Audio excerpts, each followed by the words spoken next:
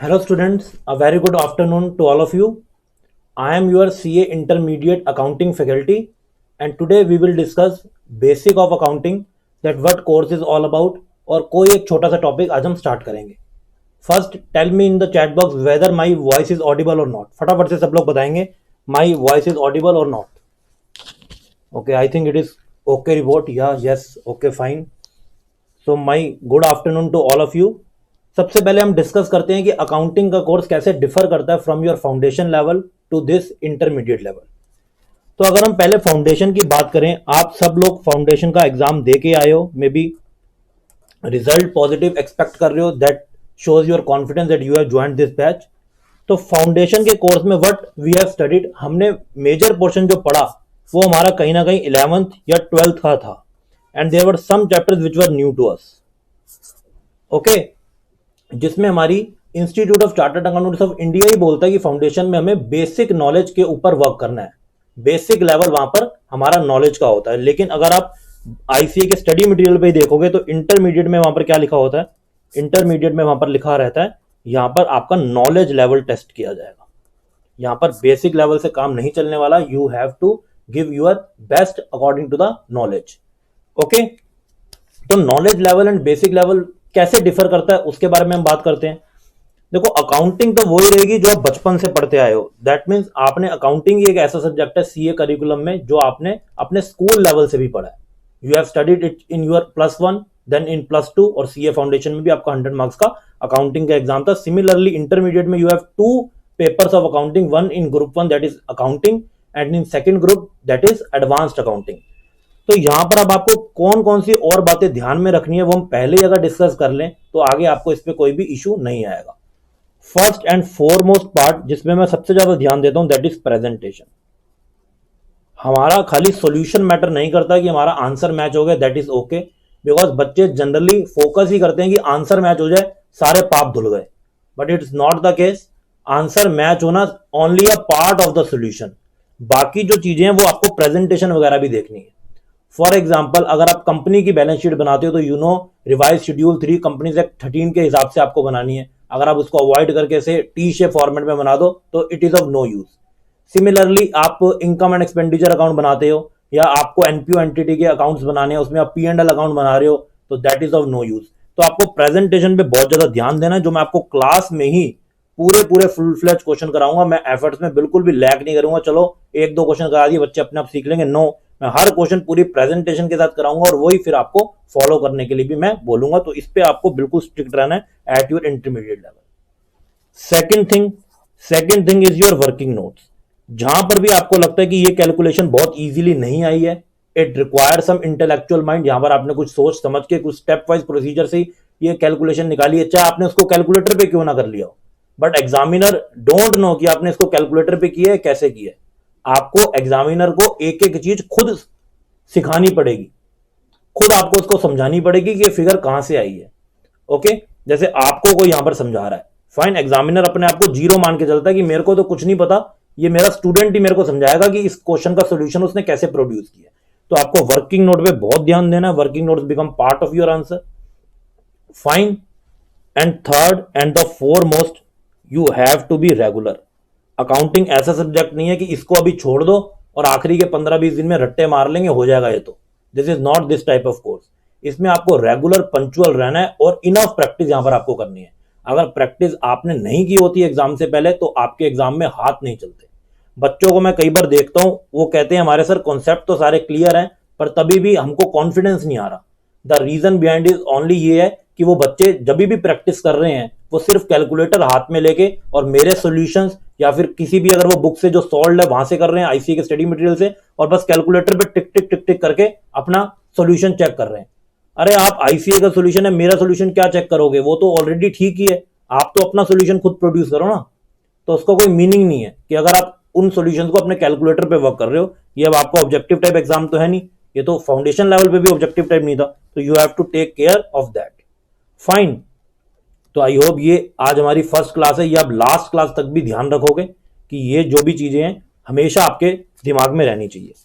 इसके बाद हम बात करते हैं अकाउंटिंग एग्जाम के पैटर्न पे.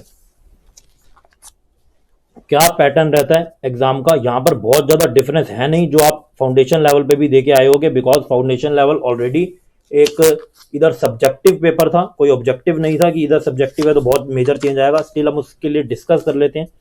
यहाँ पर आपके पास बेसिकली एक फर्स्ट होगा क्वेश्चन नंबर 1 जो होगा कंपलसरी क्वेश्चन, जिसको अगर आप अवॉइड करते हो तो आप अपने मार्क्स को भी अवॉइड करना स्टार्ट कर देते हो। It will be of 20 marks. इसके जनरली देखा गया पास्ट ट्रेंड्स में कि 4 पार्ट्स आते हैं, A B C D of 5 marks each. 5 marks each के, ये आप सब चीजें साथ साथ आई होप नोट कर रहे होगे। ओके, आप स्टार्टिंग ऑफ द रजिस्टर पे इसको नोट करो ताकि कभी भी आपको दोबारा देखना हो कि क्या हमारा पैटर्न है, उसके हिसाब से प्रिपरेशन होती है, तो आप उसको हमेशा देख सको। फाइन, तो 5 मार्क्स ईच के आपके पास 4 पार्ट आएंगे ए बी सी डी, और जनरली ये जो क्वेश्चन है इसमें मोस्ट पार्ट एएस के होते हैं। एएस अब क्या बोला है? As means accounting standards issued by the ICAI. अभी तक आपने इसके बारे में शायद कुछ थ्योरेटिकली सुना ही होगा कि एक ऐसी चीज होती है, कुछ रूल्स रेगुलेशन गाइडलाइंस होती है जो ICAI with the support of central government इसको बनाता है, और as a accountant, chartered accountant या जो भी अकाउंटिंग एंटिटीज हैं, they have to follow them. अभी आपको बेसिकली इतना ही पता होगा। अब आपके एक्चुअल कोर्स में भी ये जो अकाउंटिंग स्टैंडर्ड्स हैं, you have to study it. कुछ आपके अकाउंटिंग स्टैंडर्ड ग्रुप 1 में डाल दिए, कुछ आपके accounting standards group 2 that is advanced accounting में डाल दिए। तो now it is part of your curriculum. Fine, इसके बाद जो क्वेश्चंस आएंगे that is question number 2, question number 3, question number 4, question number 5 and question number 6। इन क्वेश्चंस में से you have to do only 5 questions, 4 questions. Okay, because एक तो आपने ऑलरेडी कंपलसरी कर लिए। दैट मीन्स यहां पर आपके पास एक क्वेश्चन की चॉइस है, आप कोई भी क्वेश्चन स्किप कर सकते हो, whether it is question number 2 और 3 और 4 और 5 और 6। कोई आप एक क्वेश्चन छोड़ सकते हो जिसकी आपकी ऑब्वियस सी बात है वो मार्किंग से हट जाएगा, और आप 4 क्वेश्चन करोगे तो 4 इंटू 20 के हिसाब से यहां पर भी आप 80 मार्क्स का पेपर सॉल्व कर चुके होगे। तो 20 मार्क्स का आपने फर्स्ट क्वेश्चन कर लिया एंड 80 मार्क्स का आपने इनमें से अपनी चॉइस के हिसाब से एनी 4 क्वेश्चन कर लिए, योर टोटल बिकम्स 100 मार्क्स। तो कहने की बात यह है कि 120 मार्क्स का आपको पेपर आएगा जिसमें से आपको 100 मार्क्स का पेपर करना है, और बेशर्ते उसमें फर्स्ट क्वेश्चन जरूर होना चाहिए। फाइन, अब ये जो बाकी के क्वेश्चन है क्या इसमें भी 4-4 पार्ट होंगे? नो। जो क्वेश्चन नंबर जनरली 2, 3, 4 एंड 5 है, जो क्वेश्चन नंबर 2, 3, 4 एंड 5 है, इसका पैटर्न किसी भी बेसिस पे हो सकता है, जैसे कि 12 + 8 या फिर 10 + 10, ओके, या फिर 5 + 15। जनरली यही पैटर्न इसका रहता है। तो इसके हिसाब से आपके 2, 3, 4, 5 क्वेश्चन सेट होंगे। A B part, 2-2 part generally इसमें होते हैं। और जो लास्ट क्वेश्चन होगा दैट इज क्वेश्चन नंबर 6, ये सिमिलरली क्वेश्चन नंबर 1 की तरह फॉलो करता है, और इसमें भी 4 पार्ट होते हैं A B C D of 5 marks. Okay, तो आई होप आपको एक क्लैरिटी मिल गई होगी कि अकाउंट्स का एग्जाम किस पैटर्न पे होगा। 3 आवर्स का आपका एग्जाम होगा, प्रॉपरली रिटन एग्जाम है, 15 मिनट्स आपको पहले मिलेंगे, बिल्कुल बच्चों वाले तरीके से ही आपको अभी तक पढ़ना है। सीए में बच्चों को इश्यू कब आता है? जब वो सोचने लगते हैं अब तो हम सीए कर रहे हैं, अब तो हमें छोटी मोटी चीजें नहीं करेंगे, कौन इतने क्वेश्चन करे। कर लिए हमने 12th में पार्टनरशिप के 100 क्वेश्चन, कैश फ्लो के 50-60 क्वेश्चन, हर चैप्टर के इतने कर लिए, अब हमारी वो एज थोड़ी है, अब तो हम सीए के स्टूडेंट है। तो वो चीज आपके अंदर नहीं आनी चाहिए। आप अभी भी यही मान के चलो कि हम तो भाई 11th-12th के स्टूडेंट हैं, प्रॉपर रजिस्टर बनाएंगे, एक एक क्वेश्चन करेंगे, रेगुलर टेस्ट देंगे, आपको कभी माइंड में आएगा ही नहीं कि आप सीए कर रहे थे और आप क्वालिफाई भी कर जाएंगे। फाइन, तो इस बात का आपको जरूर जरूर ध्यान देना है। और इसके बाद हम आते हैं अपने सिलेबस की तरफ। उसको आपने नोट कर लिया, अदरवाइज मैं आपको 1 मिनट देता हूं, इसको नोटेड अगेन। उसके बाद हम सिलेबस नोट करना स्टार्ट करेंगे और एक टॉपिक से आज हम अपनी क्लास को स्टार्ट करेंगे। तो नोट इट डाउन।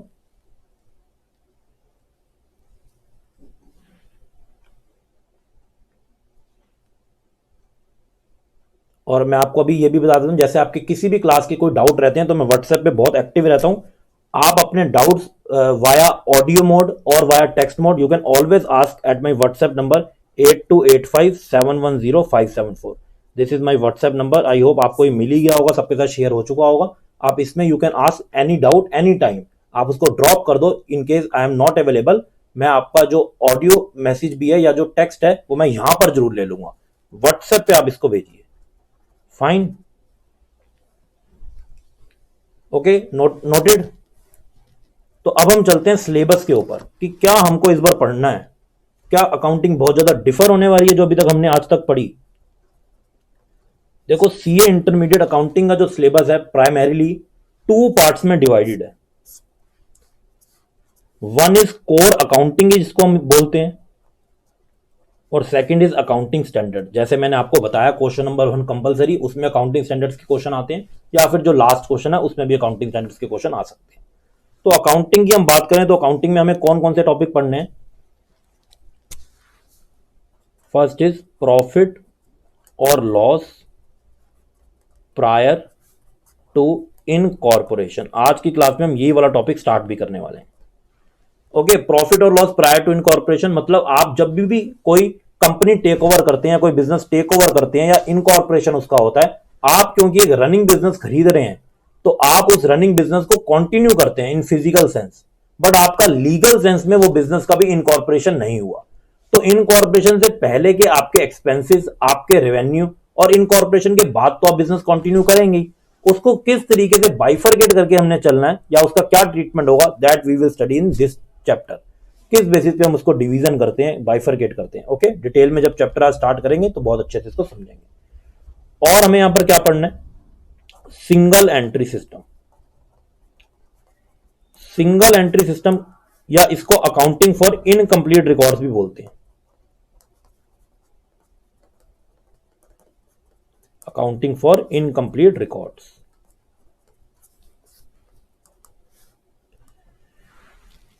इस चैप्टर में हमें क्या देखना होता है, इसमें क्या होता है, यूजली जो क्लाइंट अपनी इंफॉर्मेशन देता है वो जंबल्ड मैनर में देता है, वो जिगजैग मैनर में देता है, वो इनकम्प्लीट होती है।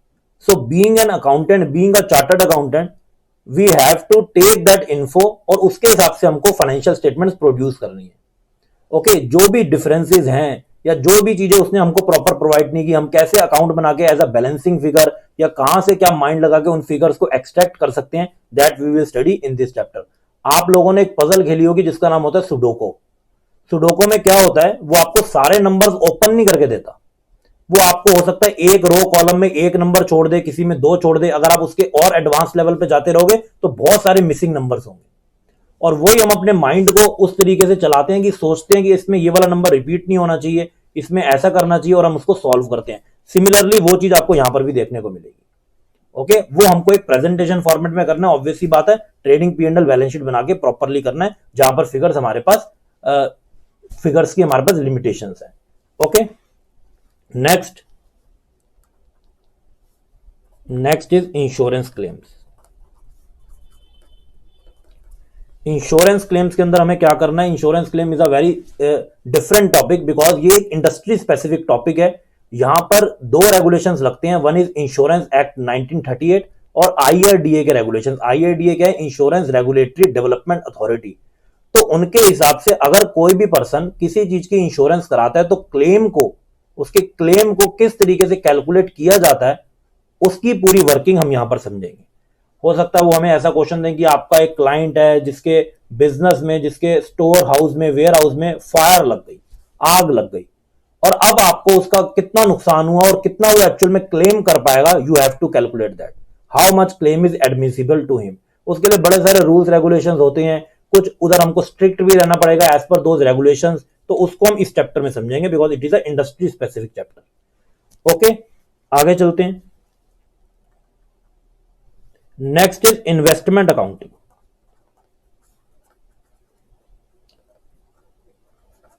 इन्वेस्टमेंट अकाउंटिंग, इन्वेस्टमेंट क्या होती है, आप किसी भी फॉर्म में अपने पैसों को कहीं पे लगाते हो for future consideration, that is known as investment. तो उसकी आपको अकाउंटिंग कैसे करनी है, that you will study in this chapter. जैसे कि अगर आपने शेयर्स में इन्वेस्ट किया, आपने डिबेंचर्स में इन्वेस्ट किया, आपने म्यूचुअल फंड्स में इन्वेस्ट किया, तो हम उसको इन्वेस्टमेंट अकाउंटिंग में पढ़ेंगे। और इसी के पैरेलली एक हम अकाउंटिंग स्टैंडर्ड भी हमारे कोर्स में है, that is AS 13 accounting for investment.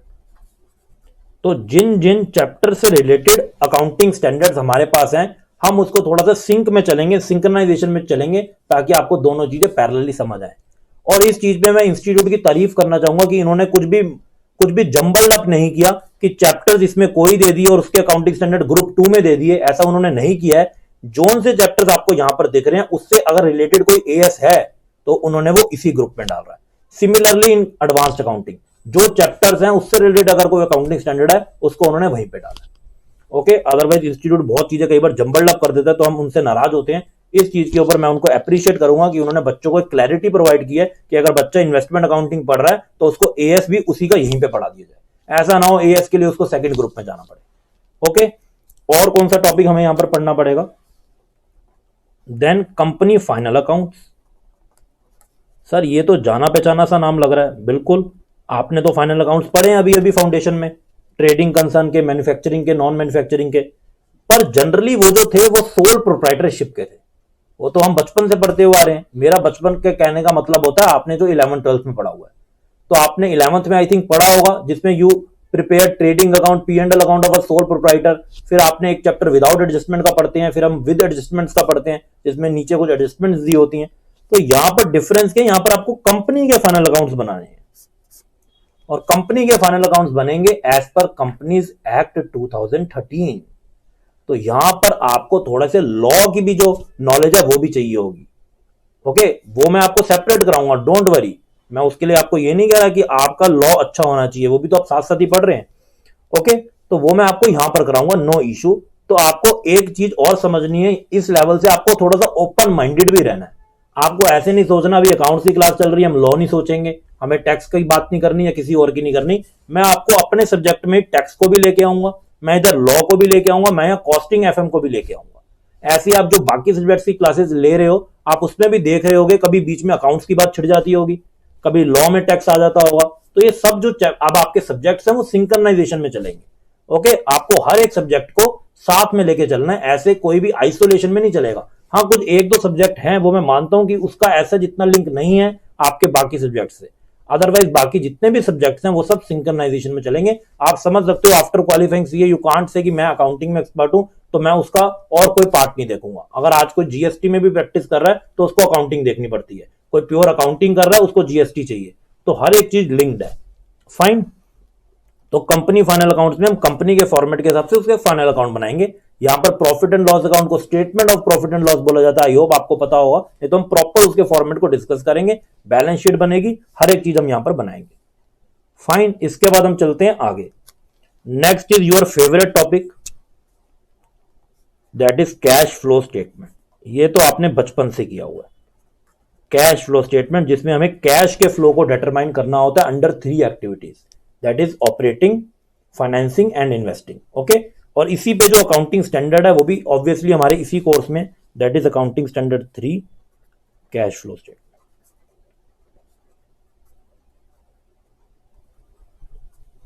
इस पे मेरे को ज्यादा बात करनी नहीं, आपको इसके बारे में बहुत अच्छे से बेसिक पता है। ऑब्वियस ही बात है आप इंटरमीडिएट लेवल पे जब सेम चैप्टर पढ़ते हो जो आपने पहले पढ़ा हुआ है तो उसमें एडवांस चीजें आपको सीखने को मिलेंगी। हो सकता है जो ट्रांजैक्शंस आपने वहां पढ़ी थी वो बहुत सिंपल थी, एडजस्टमेंट बहुत कम थी, यहां पर वो जो ट्रांजैक्शंस है थोड़ी टेक्निकल होंगी और वो थोड़ा सा क्वेश्चन लंबा भी हो जाएगा। ओके, यहां पर वहां पर आपको मान लो 4 अकाउंट बनाने होते थे, यहां पर आपको 10 अकाउंट बनाने पड़ सकते हैं। तो this is the case only. बाकी जो बेसिक रहता है वो कभी भी अकाउंट्स में चेंज नहीं रहता। मैं आपको गोल्डन रूल थोड़ी चेंज करने के लिए बोल दूंगा कि चलो जी अब हम इंटरमीडिएट में आ गए हैं, गोल्डन रूल्स बिल्कुल चेंज हो जाएंगे। कल को आप फाइनल में पढ़ोगे तो मैं कहूंगा कि बिल्कुल golden rules change, this is not the case. Ledger account, journal, सब चीजें वही हैं, बट हमको उसको अलग इंडस्ट्री या अलग अकाउंटिंग के परस्पेक्टिव से हमें उसे समझना है। Fine, next is accounting for bonus and rights issue. अब ये बोनस एंड राइट्स क्या होता है, इस पे वन लाइनर डिस्कशन करते हैं। बोनस जनरली शेयर होल्डर्स को मिलता है जो ऑलरेडी उस कंपनी के शेयर होल्डर होते हैं, उन्हें किसी रेशियो के हिसाब से कंपनी बोनस देती है। अगर कंपनी इंटरेस्टेड नहीं होती जनरली उनको डिविडेंड देने में, तो ताकि उनकी जो एक्सपेक्टेशंस हैं उनको हर्ट ना हो और उनको वो बोनस शेयर दे देते हैं। बिकॉज यू नो जो शेयर्स हैं वो शेयर मार्केट जो है वो रूमर्स पे भी बहुत चलती है। इनकेस मेरी कंपनी बहुत स्ट्रांग भी है, अगर मैंने डिविडेंड नहीं दिया अपने शेयर होल्डर्स को, it can be shown as a negative news in the media और समवेयर एल्स। तो वो नेगेटिविटी फैल जाएगी और मेरे खुद के जो शेयर की वैल्यू है, क्योंकि कंपनी खुद भी अपने शेयर होल्ड करती है, वो रिड्यूस हो जाएगी। और नो कंपनी है, कोई भी कंपनी का फाइनेंस मैनेजर ये नहीं चाहेगा कि शेयर होल्डर की वेल्थ जो है वो कम हो। तो उसको हम यहां पर पढ़ेंगे कि बोनस शेयर्स की अकाउंटिंग कैसे होती है जब कंपनी इशू करती है और क्या क्या कंप्लायंसेस फॉलो करनी होती हैं। And similarly rights issue, rights क्या होते हैं? राइट का मतलब होता है एक आपने किसी को अधिकार दिया, एक प्रिविलेज दिया है, पर ये कोई जबरदस्ती देने वाली चीज नहीं है, it is not mandatory, it is just an option. तो इधर आपको जो शेयर मिल रहा होगा वो मार्केट प्राइस से एट सम लोअर प्राइस मिल रहा होगा, जिसको हम जनरली एक्सरसाइज प्राइस बोलते हैं। जो टेक्निकल टर्म्स है, टर्मिनोलॉजी है, वो ऑब्वियस है, जब चैप्टर स्टार्ट होगा तभी आपको अच्छे से समझ आएंगे। ओके, तो यहां पर आप इतनी सी बात समझो, हमें जो शेयर मिलता है वो किसी प्राइस पे मिलता है जो कम होता है एक्चुअल मार्केट प्राइस से, स्टिल हमारे पास वो ऑप्शन होता है कि हम उसको लें या ना लें। तो उसकी हम अकाउंटिंग कैसे करेंगे, that we will discuss in rights issue. Okay, next chapter, next is redemption of preference shares. Preference shares को रिडीम करने की एंट्रीज यहां पर आपको सीखनी है, नॉर्मल सी बात है। प्रेफरेंस शेयर्स आपको पता है रिडीमेबल भी होते हैं, तो उन रिडीमेबल प्रेफरेंस शेयर्स को आप कैसे अकाउंट फॉर करोगे, कैसे अपने प्रेफरेंस शेयर होल्डर्स को सेटिस्फाई करोगे, वो सब चीजें हम यहां पर पढ़ेंगे। अगर कोई कंप्लायंस रिक्वायरमेंट है, क्या कोई रिजर्व बनता है, वो सब चीजें भी हम यहां पर डिस्कस करेंगे। Next is redemption of debentures. इसमें अभी रिसेंटली कुछ चेंजेस भी आए हैं, जिसमें उन्होंने कुछ रेट्स वगैरह चेंज कर दिए। रिडम्पशन ऑफ डिबेंचर्स भी आई होप आप लोगों ने अपने स्कूल लेवल पे पढ़ा। ओके, तो डिबेंचर्स को रिडीम करने के लिए क्या कंडीशंस हैं? क्या हर कंपनी को डिबेंचर रिडीम करने से पहले कुछ रिजर्व बनाने होते हैं, या कुछ कंपनीज इसमें एग्जेम्प्ट भी होती हैं? अभी मैं आपको सब चीजें क्वेश्चन मार्क में छोड़ रहा हूं, ताकि एक क्रेज आपके पास बना रहे, और जब हम चैप्टर स्टार्ट करेंगे तब हम उसको प्योरली डिटेल्ड वे में सीखेंगे और एक एक चीज डिस्कस करेंगे। और डिबेंचर्स के लिए अगर कोई रिजर्व या कुछ और क्रिएट होना है, उसकी कंप्लायंस में क्या परसेंटेजेस हैं और क्या क्या चीजें हमें यहां पर देखनी होती हैं। Fine, next is hire purchase accounting.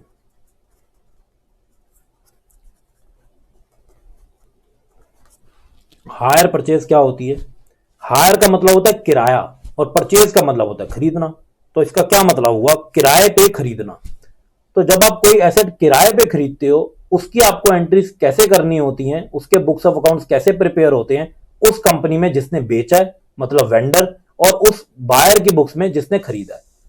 Fine, तो आपने जैसे इंस्टॉलमेंट बाइंग समझी होगी, वो आप करते भी होंगे। आप कभी कभी मान लो ऑनलाइन बाइंग करते हैं, आप देखते हैं अरे फोन तो मैंने लेना था 10,000 का, पर ये 35-40,000 का फोन मेरे को बहुत अच्छा लग रहा है, पर अभी ये मेरे बजट में नहीं है, बट खरीदना मेरे को यही है।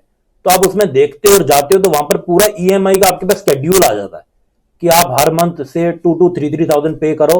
अलग अलग बैंक्स का अलग अलग उसमें हिसाब होता है, पूरा आपको स्टेटमेंट मिल जाती है किस हिसाब से पेमेंट होगी। और अगर आप उसमें इंटरेस्टेड होते हो, you take that EMI option. Okay, तो सिमिलरली वही हायर परचेज में भी होगा। इधर भी कुछ ईएमआई लेवल या इंस्टॉलमेंट्स की हमको कैलकुलेशंस करनी होंगी। इधर उधर तो आपके पास गिवन होती हैं, तो इंटरेस्ट कितना एक्रू होगा, नेक्स्ट इंस्टॉलमेंट में कितना इंटरेस्ट है, इंटरेस्ट को इंस्टॉलमेंट से अलग करना होगा, because you know instalments includes both principal as well as interest. तो इंटरेस्ट की अकाउंटिंग अलग होगी। इंटरेस्ट इज अगर आपके लिए एक्सपेंस है बायर के लिए, तो उसको किस तरीके से ट्रीट करना है।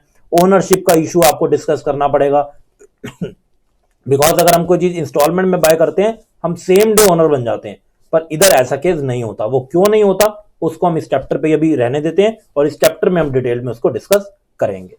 फाइन, इसके बाद डिपार्टमेंटल अकाउंटिंग। ये आज के लेवल पे डिपार्टमेंटल अकाउंटिंग बहुत ज्यादा पॉपुलर कॉन्सेप्ट हो रहा है, बिकॉज यू ऑल नो कि जितनी भी कंपनीज हैं वो हर चीज को क्लैरिटी के साथ करना चाहती हैं और डिपार्टमेंट्स क्रिएट कर देती हैं। ये भी आपने कहीं ना कहीं बिजनेस स्टडीज वगैरह में पढ़ा होगा कि डिपार्टमेंट्स दो लेवल पे जनरली क्रिएट होते हैं। एक होता है फंक्शनल लेवल पे, जिसको हम फंक्शनल स्ट्रक्चर बोलते हैं, और दूसरा होता है डिविजनल स्ट्रक्चर। फंक्शनल में हो गया जैसे जैसे आपके फंक्शन है आपने उसको ही बांट दिया। जैसे कि आप जब कार लेने जाते हो, मेरे को एक बात बताओ, जहां से आपने कार बाय करी या आपने स्कूटी बाय करी, बाइक बाय करी, क्या आप सर्विसिंग भी उसकी वहीं से कराने जाते हो? मान लो आपको 2-3 फ्री सर्विस मिलती है, या उसके बाद भी आप खुद कराते हो, क्या आप वो वहीं से कराना चाहते हो? बताओ, I want your answer in chat box. आपके क्या आंसर्स हैं? मेरे को भी थोड़ा सा लगेगा ना कि सामने से कुछ फीडबैक आ रहा है। No no no, very good, excellent, great. तो नो, आंसर इज नो। वहां पर ऐसा नहीं होता। वहां पर अगर वो वॉशिंग के लिए जा रही है तो वहां पर सर्विस ही होगी, या सर्विसिंग के लिए जा रही है, वो उनका रिटेल आउटलेट अलग है जहां से आप डायरेक्टली बाय करते हैं। तो दैट मीन्स उन्होंने फंक्शनल स्ट्रक्चर क्रिएट किए हुए हैं। तो अगर हम प्रैक्टिकली सोचें, थोड़ा ऊपर लेवल की बात करें, बिकॉज कल या परसों हमने भी सीए बनना है, तो उनकी अकाउंटिंग कैसे होती होगी? आंसर इज उनकी अकाउंटिंग डिपार्टमेंटल अकाउंटिंग बेसिस पे होती होगी। कोई ऐसा वहां पर पर्सन है, कोई चार्टर्ड अकाउंटेंट फर्म है जिसको उन्होंने एम्प्लॉय कर रखा है, जो उनकी डिपार्टमेंट वाइज उनका प्रॉफिट एंड लॉस बनाते हैं, हर एक चीज उसके हिसाब से कैलकुलेट करते हैं और एंड में कंसोलिडेटेड स्टेटमेंट बनाते हैं। कंसोलिडेटेड का मतलब होता है जिसमें हर चीज को फिर रिकॉर्ड कर देते हैं, ओके, सेगमेंट्स बना बना के। तो दैट इज डिपार्टमेंटल अकाउंटिंग। और मैं बहुत सारे बिजनेस की आपके साथ बात करूं, रिलायंस को ही ले लो। क्या रिलायंस का एक ही स्टोर है जिसमें रिलायंस अपनी सब्जियां भी बेचता है, दैट इज रिलायंस फ्रेश भी वही है, या रिलायंस ज्वेलरी भी बेच रहा है रिलायंस ज्वेल्स के नाम से, या वो इलेक्ट्रॉनिक्स आइटम भी बेच रहा है, या वो और भी 10 काम उसी में कर रहा है? आपने ऐसा रिलायंस का शोरूम देखा है क्या? या सब अलग अलग डेडिकेटेड होते हैं? रिलायंस फ्रेश में आपको ज्वेलरी नहीं मिलेगी, रिलायंस ज्वेल्स में आपको इलेक्ट्रॉनिक्स आइटम नहीं मिलेंगी, एंड लाइक दैट। ऐसे ही है ना। तो उन्होंने वहां पर भी डिपार्टमेंट क्रिएट कर रखे हैं, उसको हम बोलते हैं डिविजनल स्ट्रक्चर। हर एक प्रोडक्ट वाइज उन्होंने डिविजन बना रखी हैं। इधर उन्होंने फंक्शन वाइज डिवीजन नहीं बनाई। जो मैंने आपको कार का एग्जांपल दिया था वो फंक्शन वाइज है, क्योंकि उनका प्रोडक्ट एक ही है, दैट इज कार, लेकिन यहां पर उनके प्रोडक्ट डिफर कर रहे हैं। तो इतनी सब चीजों की हम अकाउंटिंग करने जाएंगे अपने topic, that is departmental accounting. तो आईसीए ने बहुत सोच समझ के करिकुलम रखा हुआ है ताकि बच्चों को बहुत अच्छी नॉलेज मिले और वो इक्विप्ड रहें आगे किसी भी तरीके की अकाउंटिंग करने के लिए। देखो ऑब्वियस ही बात है, अगर आप जॉब में जाओगे तो आपको सब कुछ तो कभी भी करने को नहीं मिलेगा। आपको एक ही इंडस्ट्री में जॉब करोगे तो आपको उसी की अकाउंटिंग और बाकी चीजें देखनी होंगी। लेकिन इंस्टीट्यूट आपको पूरा इक्विप बना देता है। कल को आप ये ना बोलो कि भाई हमने तो होटल इंडस्ट्री की अकाउंटिंग करनी थी क्योंकि हमको वहां जॉब मिल रही है या हमारा वहां इंटरेस्ट है, या हमको किसी और इंडस्ट्री में करनी थी और हमें तो वो सिखाया ही नहीं गया, अब हम कहां से सीखें? तो इट्स नॉट लाइक दैट। आपको जहां नहीं भी कुछ करना वो भी हम यहां सीख जाओगे। आप ऑडिट के सब्जेक्ट में पढ़ोगे, हर एक तरीके का audit, audit of bank, audit of hospital, audit of hotel, audit of cinema hall, हर एक तरीके का आप वहां पर ऑडिट सीख लोगे, ऑडिट ऑफ ट्रस्ट, XYZ। तो हमको क्या सारे ऑडिट करने हैं? जरूरी नहीं है, कोई पूरे लाइफ टाइम तक भी नहीं करता, ओके। तो हमको बट यहां पर इस चैप्टर के लिए इसको अच्छे से समझना पड़ेगा। फाइन, इसके बाद हम चलते हैं नेक्स्ट और आगे बढ़ते हैं। और एडवांस लेवल का बिजनेस क्या हो सकता है? That is branch accounting. ये देखो हम एक लेवल और आगे चलेंगे।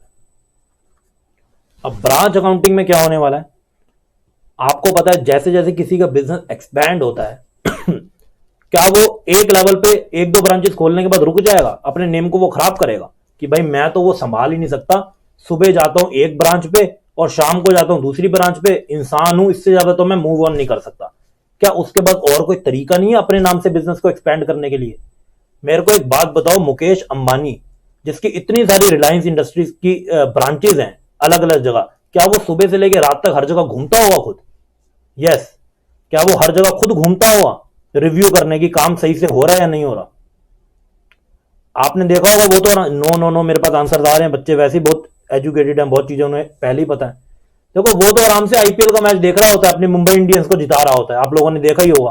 वो, उसकी वाइफ, उसके बच्चे तो आराम से मजे ले रहे हैं। तो समझ नहीं आता काम कर कौन रहा है? रिलायंस इंडस्ट्री इतनी ग्रोथ पे चल रही है, वो टॉप 10 के अंदर लिस्टेड है हमेशा, तो ऐसा हो कैसे रहा है? और वो आराम से आईपीएल मैच देख रहा है, हम घर पे आईपीएल मैच देख रहे हैं, हमारी अर्निंग कुछ बढ़ नहीं रही।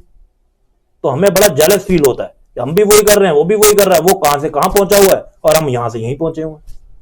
ओके, तो रीजन बिहाइंड इट, उसने पूरा स्ट्रक्चर क्रिएट कर दिया है ऑटो मोड में। ऑटो मोड में स्ट्रक्चर क्रिएटेड है, मतलब हर एक लेवल पे ब्रांचेस बना दी। या मैं हल्दीराम का भी एग्जांपल लूं, आप इंडिया से बाहर भी कभी घूमने अगर गए हो, क्या वहां पर आपको हल्दीराम का आउटलेट नहीं मिलता? आंसर इज नो, आपको वहां पर भी मिल जाता है। हल्दीराम का आउटलेट इंडिया से बाहर भी है, ओके। तो ब्रांचेस बना बना के हम अपने बिजनेस को जितना मर्जी एक्सपेंड कर सकते हैं, और उस पर हम कंट्रोलर बिठा देंगे। किसी भी एमबीए को बिठा दिया, किसी को भी एक सिस्टम कंट्रोलर है किसी भी चीज में बिठा दिया, और हर एक पर्सन के ऊपर कोई पर्सन होता है, उसके ऊपर कोई पर्सन होता है, और ऐसे ऐसे करके इतने सारे लेवल्स क्रिएट होंगे, और सबसे ऊपर मुकेश अंबानी है। वहां तक रेयरली कोई एस्केलेशन पहुंचेगी। एस्केलेशन का मतलब होता है कोई भी अगर इशू जा रहा है, अगर कोई पर्सन से खुद सॉल्व नहीं हो रहा, तो वो चीज एक टाइम पीरियड के बाद एस्केलेट हो जाती है। ये भी सब इंडस्ट्री स्पेसिफिक वर्ड है, आप आगे भी सीखोगे, इट्स बेटर आपने यहां पर थोड़े बहुत सुने हो, ओके। तो एस्केलेशन होता है एक लेवल पे अगर आप कोई चीज करनी है, आप नहीं कर रहे, तो वो ऊपर लेवल पे चली जाएगी। तो वो धीरे धीरे करके मुकेश अंबानी तक बात ही नहीं आती, क्योंकि बिल्कुल एक्सपर्ट लोग, एक्सपीरियंस लोग वहां पर बिठा रखे हैं, इसलिए वो आराम से आईपीएल का मैच देख रहा होता है। फाइन, तो ब्रांच अकाउंटिंग एक और कॉन्सेप्ट है जिससे हम अपने बिजनेस को एक्सपेंड कर सकते हैं, और क्योंकि ये बिजनेस का पार्ट है, इसकी भी हमें अकाउंटिंग हमको अपने कोर्स में यहां पर समझनी पड़ेगी। तो दैट्स इट, ये आपका अकाउंटिंग का कोर्स है। अब मैं बात कर लेता हूं बाकी अकाउंटिंग स्टैंडर्ड के। एक चीज मैं आपको इसमें और बताना चाहूंगा, कि अब इधर क्योंकि आपकी जो कुछ ब्रांचेस हैं वो फॉरेन कंट्री में लोकेटेड होंगी, तो ऑब्वियस ही बात है वहां पर जो आपको रेवेन्यू मिल रहा है या जो वहां पर आपके खर्चे हो रहे हैं वो फॉरेन करेंसी में ही होंगे। मे बी अगर मेरी यूके में करेंसी है या लंदन लंदन में मेरी कंपनी की ब्रांच है, तो वहां पर कौन सी करेंसी चलेगी? वहां पर पाउंड चलेगा। यूएस में है तो डॉलर चलेगा। फाइन। तो उसके हिसाब से मेरे को करेंसी को कन्वर्ट करना पड़ेगा in our own currency, that is Indian rupees. तो फॉरेन एक्सचेंज के इफेक्ट को कैसे डील करना है वो भी हम यहां पर देखेंगे, क्योंकि you know it fluctuates every second, वो हर सेकंड पे फ्लक्चुएट करती है। तो उसके लिए भी यहां पर हमारे पास एक अकाउंटिंग स्टैंडर्ड है, इसको मैं इसके साथ ही लिख देता हूं, that is as number 11, the effects of changes in foreign exchange rate. क्या क्या इफेक्ट आएंगे जब चेंज होगा फॉरेन एक्सचेंज का रेट। बहुत ही ज्यादा इंटरेस्टिंग टॉपिक है, बहुत ज्यादा।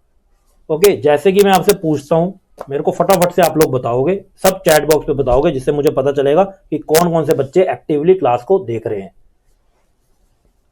जो रेट है, मान लो 1 पाउंड का है 94 रुपीज, ये मैंने इंडियन करेंसी लिख दी 94। ओके, ये है डे 1 पे फॉर एग्जांपल, और डे 2 पे 1 पाउंड का रेट हो गया ₹98। आपने मेरे को क्या बताना है? वेदर INR इज डेप्रीशिएटिंग और एप्रीशिएटिंग। फटाफट से चैट बॉक्स पे आंसर लिखो, सो आई गेट द फीडबैक। क्या इंडियन रुपीज डेप्रीशिएट हो रहा है या एप्रीशिएट हो रहा है? डेप्रीशिएटिंग, डेप्रीशिएटिंग। अब बाकी तो शायद यही देख के लिख देंगे, अब तो कोई मतलब ही नहीं कि वो चेंज करें। देखो, आपको अपना आंसर सबको अपना रखना है, 10 लोग भी गलत हो सकते हैं, बिलीव मी। ओके, तो यहां पर बट आप सबका आंसर बिल्कुल करेक्ट है, जितने भी मैं आंसर देख पा रहा हूं, हमारी करेंसी डेप्रीशिएट हो रही है। हमको इमोशनल नहीं होना कि हम देखें भाई ये तो 98 हो गया, डेप्रीशिएट का एप्रीशिएट हो गया, नो। तो ऐसी छोटी छोटी चीजें कंबाइंड फॉर्म में हम ब्रांच अकाउंटिंग में as well as the effects of foreign exchange rate में पढ़ेंगे, और हमें फॉरेन करेंसीज का भी आइडिया लगेगा, कौन सी फॉरेन करेंसी स्ट्रांग है, कौन सी वीक है, कब कब वो चीजें क्या क्या हो रही है। क्योंकि आपको जो क्वेश्चन आएंगे वो वेरिड करेंसीज के आएंगे। कभी पाउंड बेस्ड एक ब्रांच बना दी जो यूके में है, कभी कोई यूरोप में ब्रांच दिखा दी तो वहां यूरो चलेगा, अमेरिका में दिखा दी तो वहां डॉलर चलेगा, एंड लाइकवाइज। ओके, तो अब हम बात करेंगे सिर्फ अकाउंटिंग स्टैंडर्ड्स की, बिकॉज चैप्टर्स पे हमने सारे डिस्कशन कर लिए हैं और आपने भी आई होप सब ये चीजें नोट कर चुके हैं। ओके, तो अब अकाउंटिंग स्टैंडर्ड्स हमारे और कौन कौन से हैं? सबसे पहले सबसे simple accounting standard, that is accounting standard number 1, disclosure of accounting policies. ये बेसिकली पूरा अकाउंटिंग स्टैंडर्ड थ्योरेटिकल है, यहां पर आपको कुछ प्रैक्टिकल न्यूमेरिकल्स देखने को नहीं मिलेंगे। तो थ्योरेटिकल छोटा सा अकाउंटिंग स्टैंडर्ड है जो ऐसे रूल्स की बात करता है कि हमें जो अकाउंटिंग पॉलिसीज है उसको कैसे डिस्क्लोज करना है, किस किस लेवल पे डिस्क्लोज करना है, कहां कहां पर डिस्क्लोजर जरूरी है, उसकी ये बात करता है। मैं ये नहीं कह रहा इंपॉर्टेंट नहीं है, बहुत बेसिक है, बट इंपॉर्टेंट भी बहुत है। ये तो सब एंटरप्राइजेस को लगाना है। आप छोटे एंटरप्राइज की भी अकाउंटिंग करोगे, आपको देखना है AS1 आपका कंप्लाइड हो रहा है या नहीं हो रहा। Okay, then AS number 2, valuation of inventory. देखो, AS क्या है? ये रूल्स एंड रेगुलेशंस है जो हमको फॉलो करने होते हैं while preparing financial statement, as simple as that.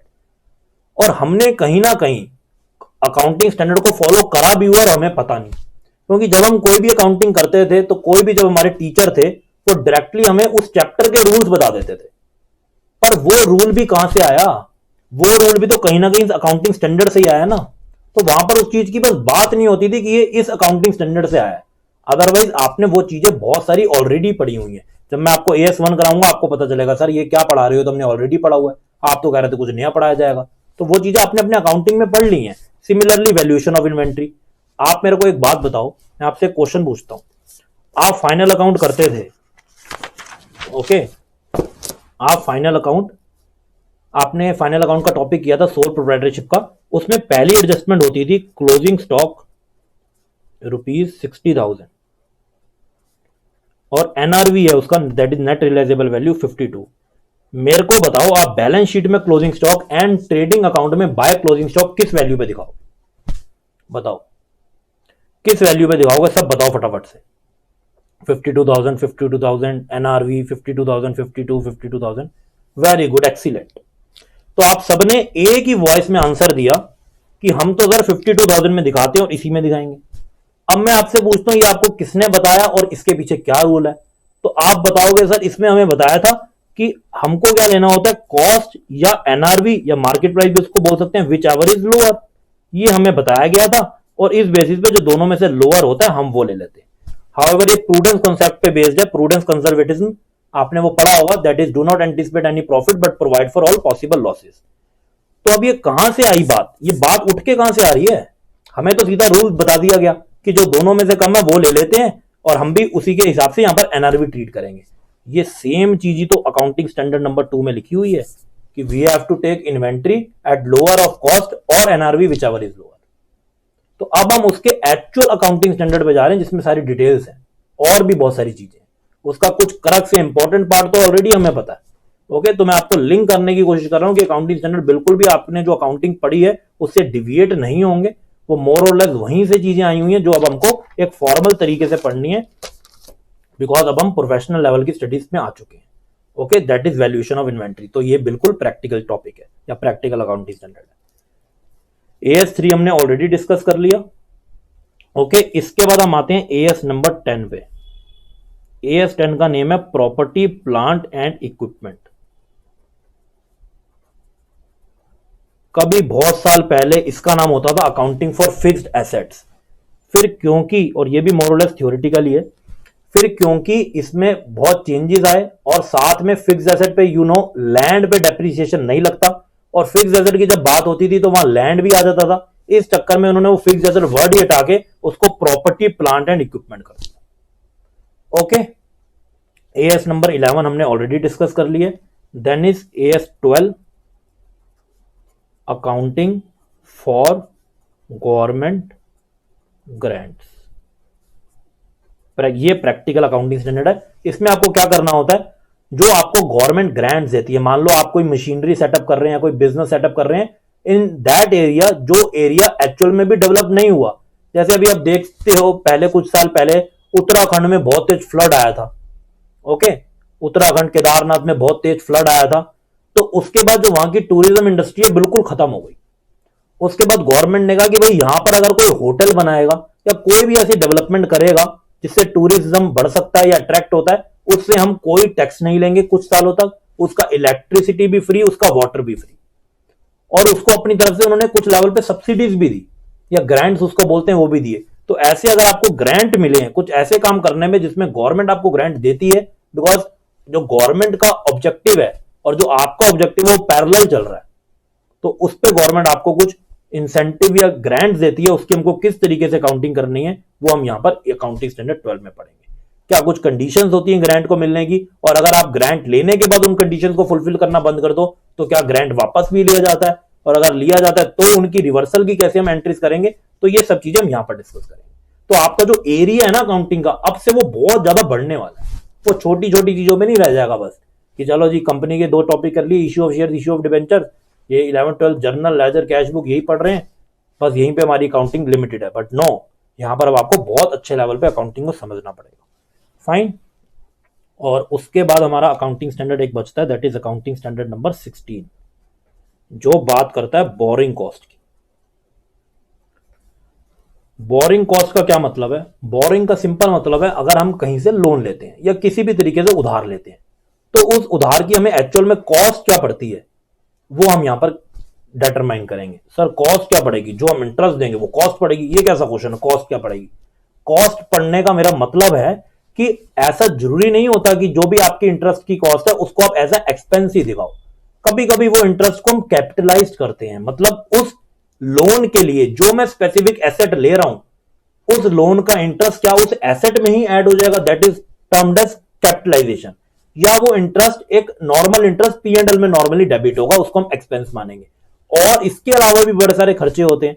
आप कभी कभी देखते हो लिखा होता है बड़ा बड़ा ऐसा लिखा होता है 0% EMI या 0% इंटरेस्ट, ऐसा कुछ लिखा होता है।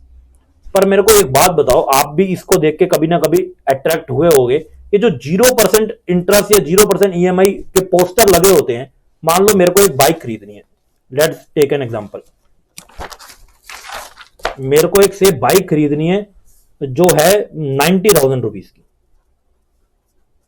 ओके, पर मेरे पास 90,000 एट वन को देने के लिए बिल्कुल भी नहीं है।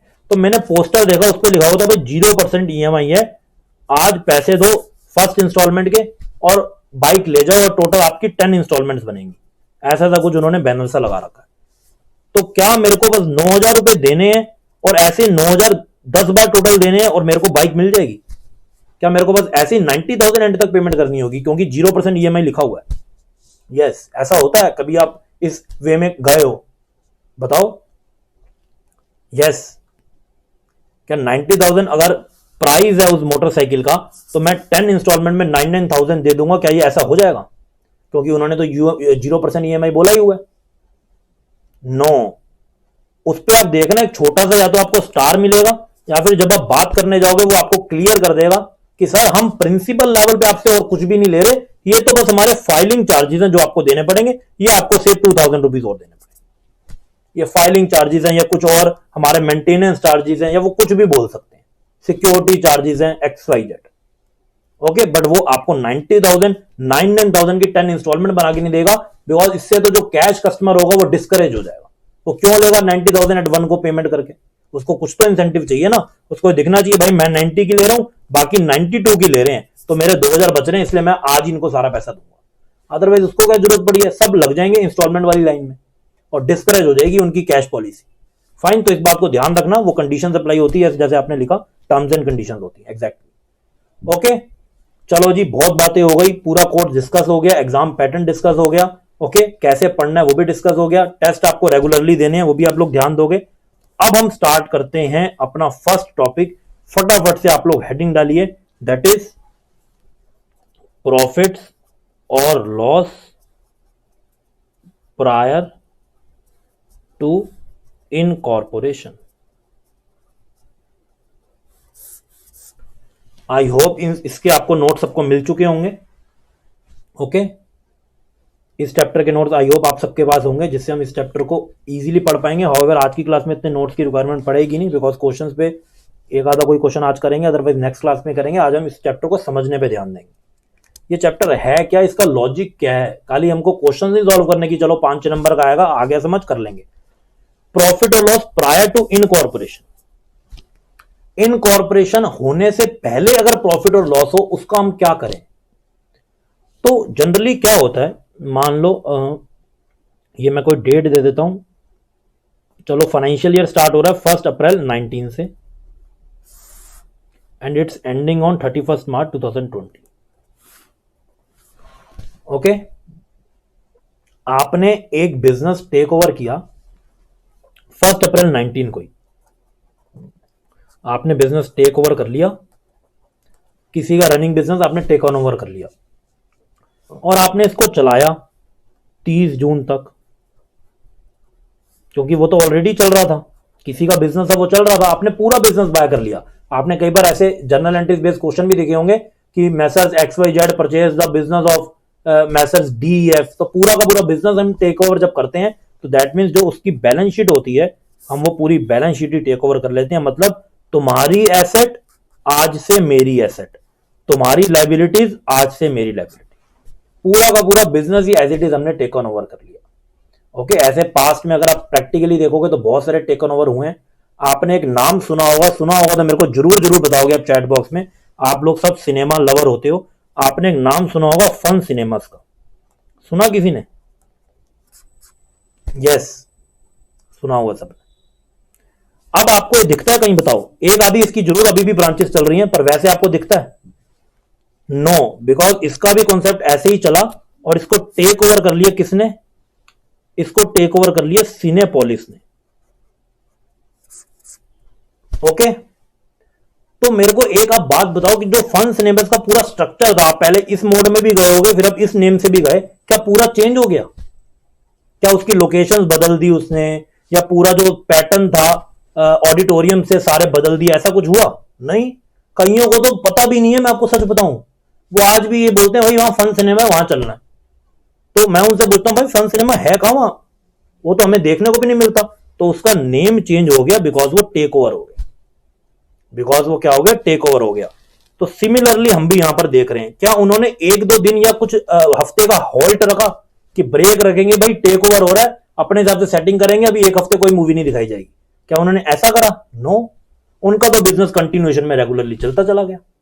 तो हम बिजनेस को बंद नहीं करते, फिजिकल बिजनेस हमारा एज इट इज चल रहा है, पर लीगल हमारा वर्क अभी पेंडिंग है। तो यहां पर हमने फिजिकली बिजनेस टेक ओवर करा, पर लीगल एग्जिस्टेंस उसको मान लो 30 जून 2019 को मिली, उसके बाद से तो हमारा लीगली भी बिजनेस हमारा ही है। तो हमारा जो ईयर है वो बेसिकली डिवाइड हो गया अमंग टू पार्ट्स। एक पार्ट जिसको हम क्या बोलेंगे, अब ये टेक्निकल टर्म्स आपको सब समझनी पड़ेंगी। एक पार्ट जिसको हम क्या बोलेंगे, इसको हम बोलेंगे pre incorporation period.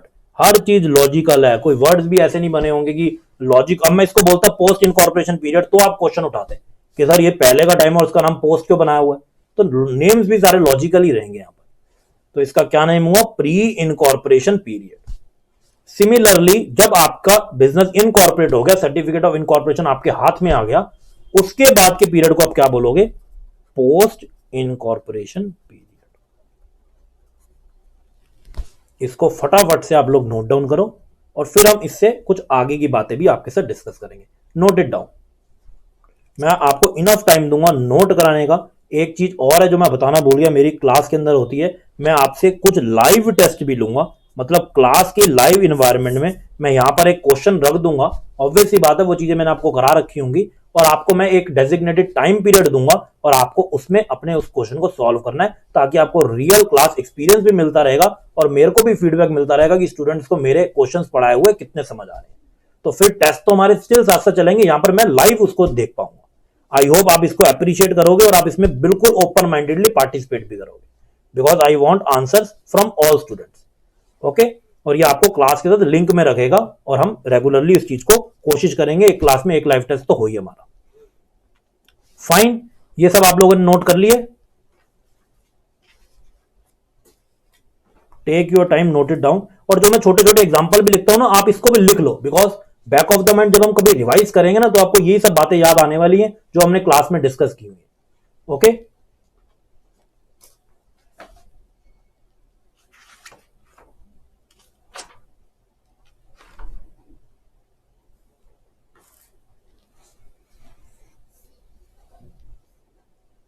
Done.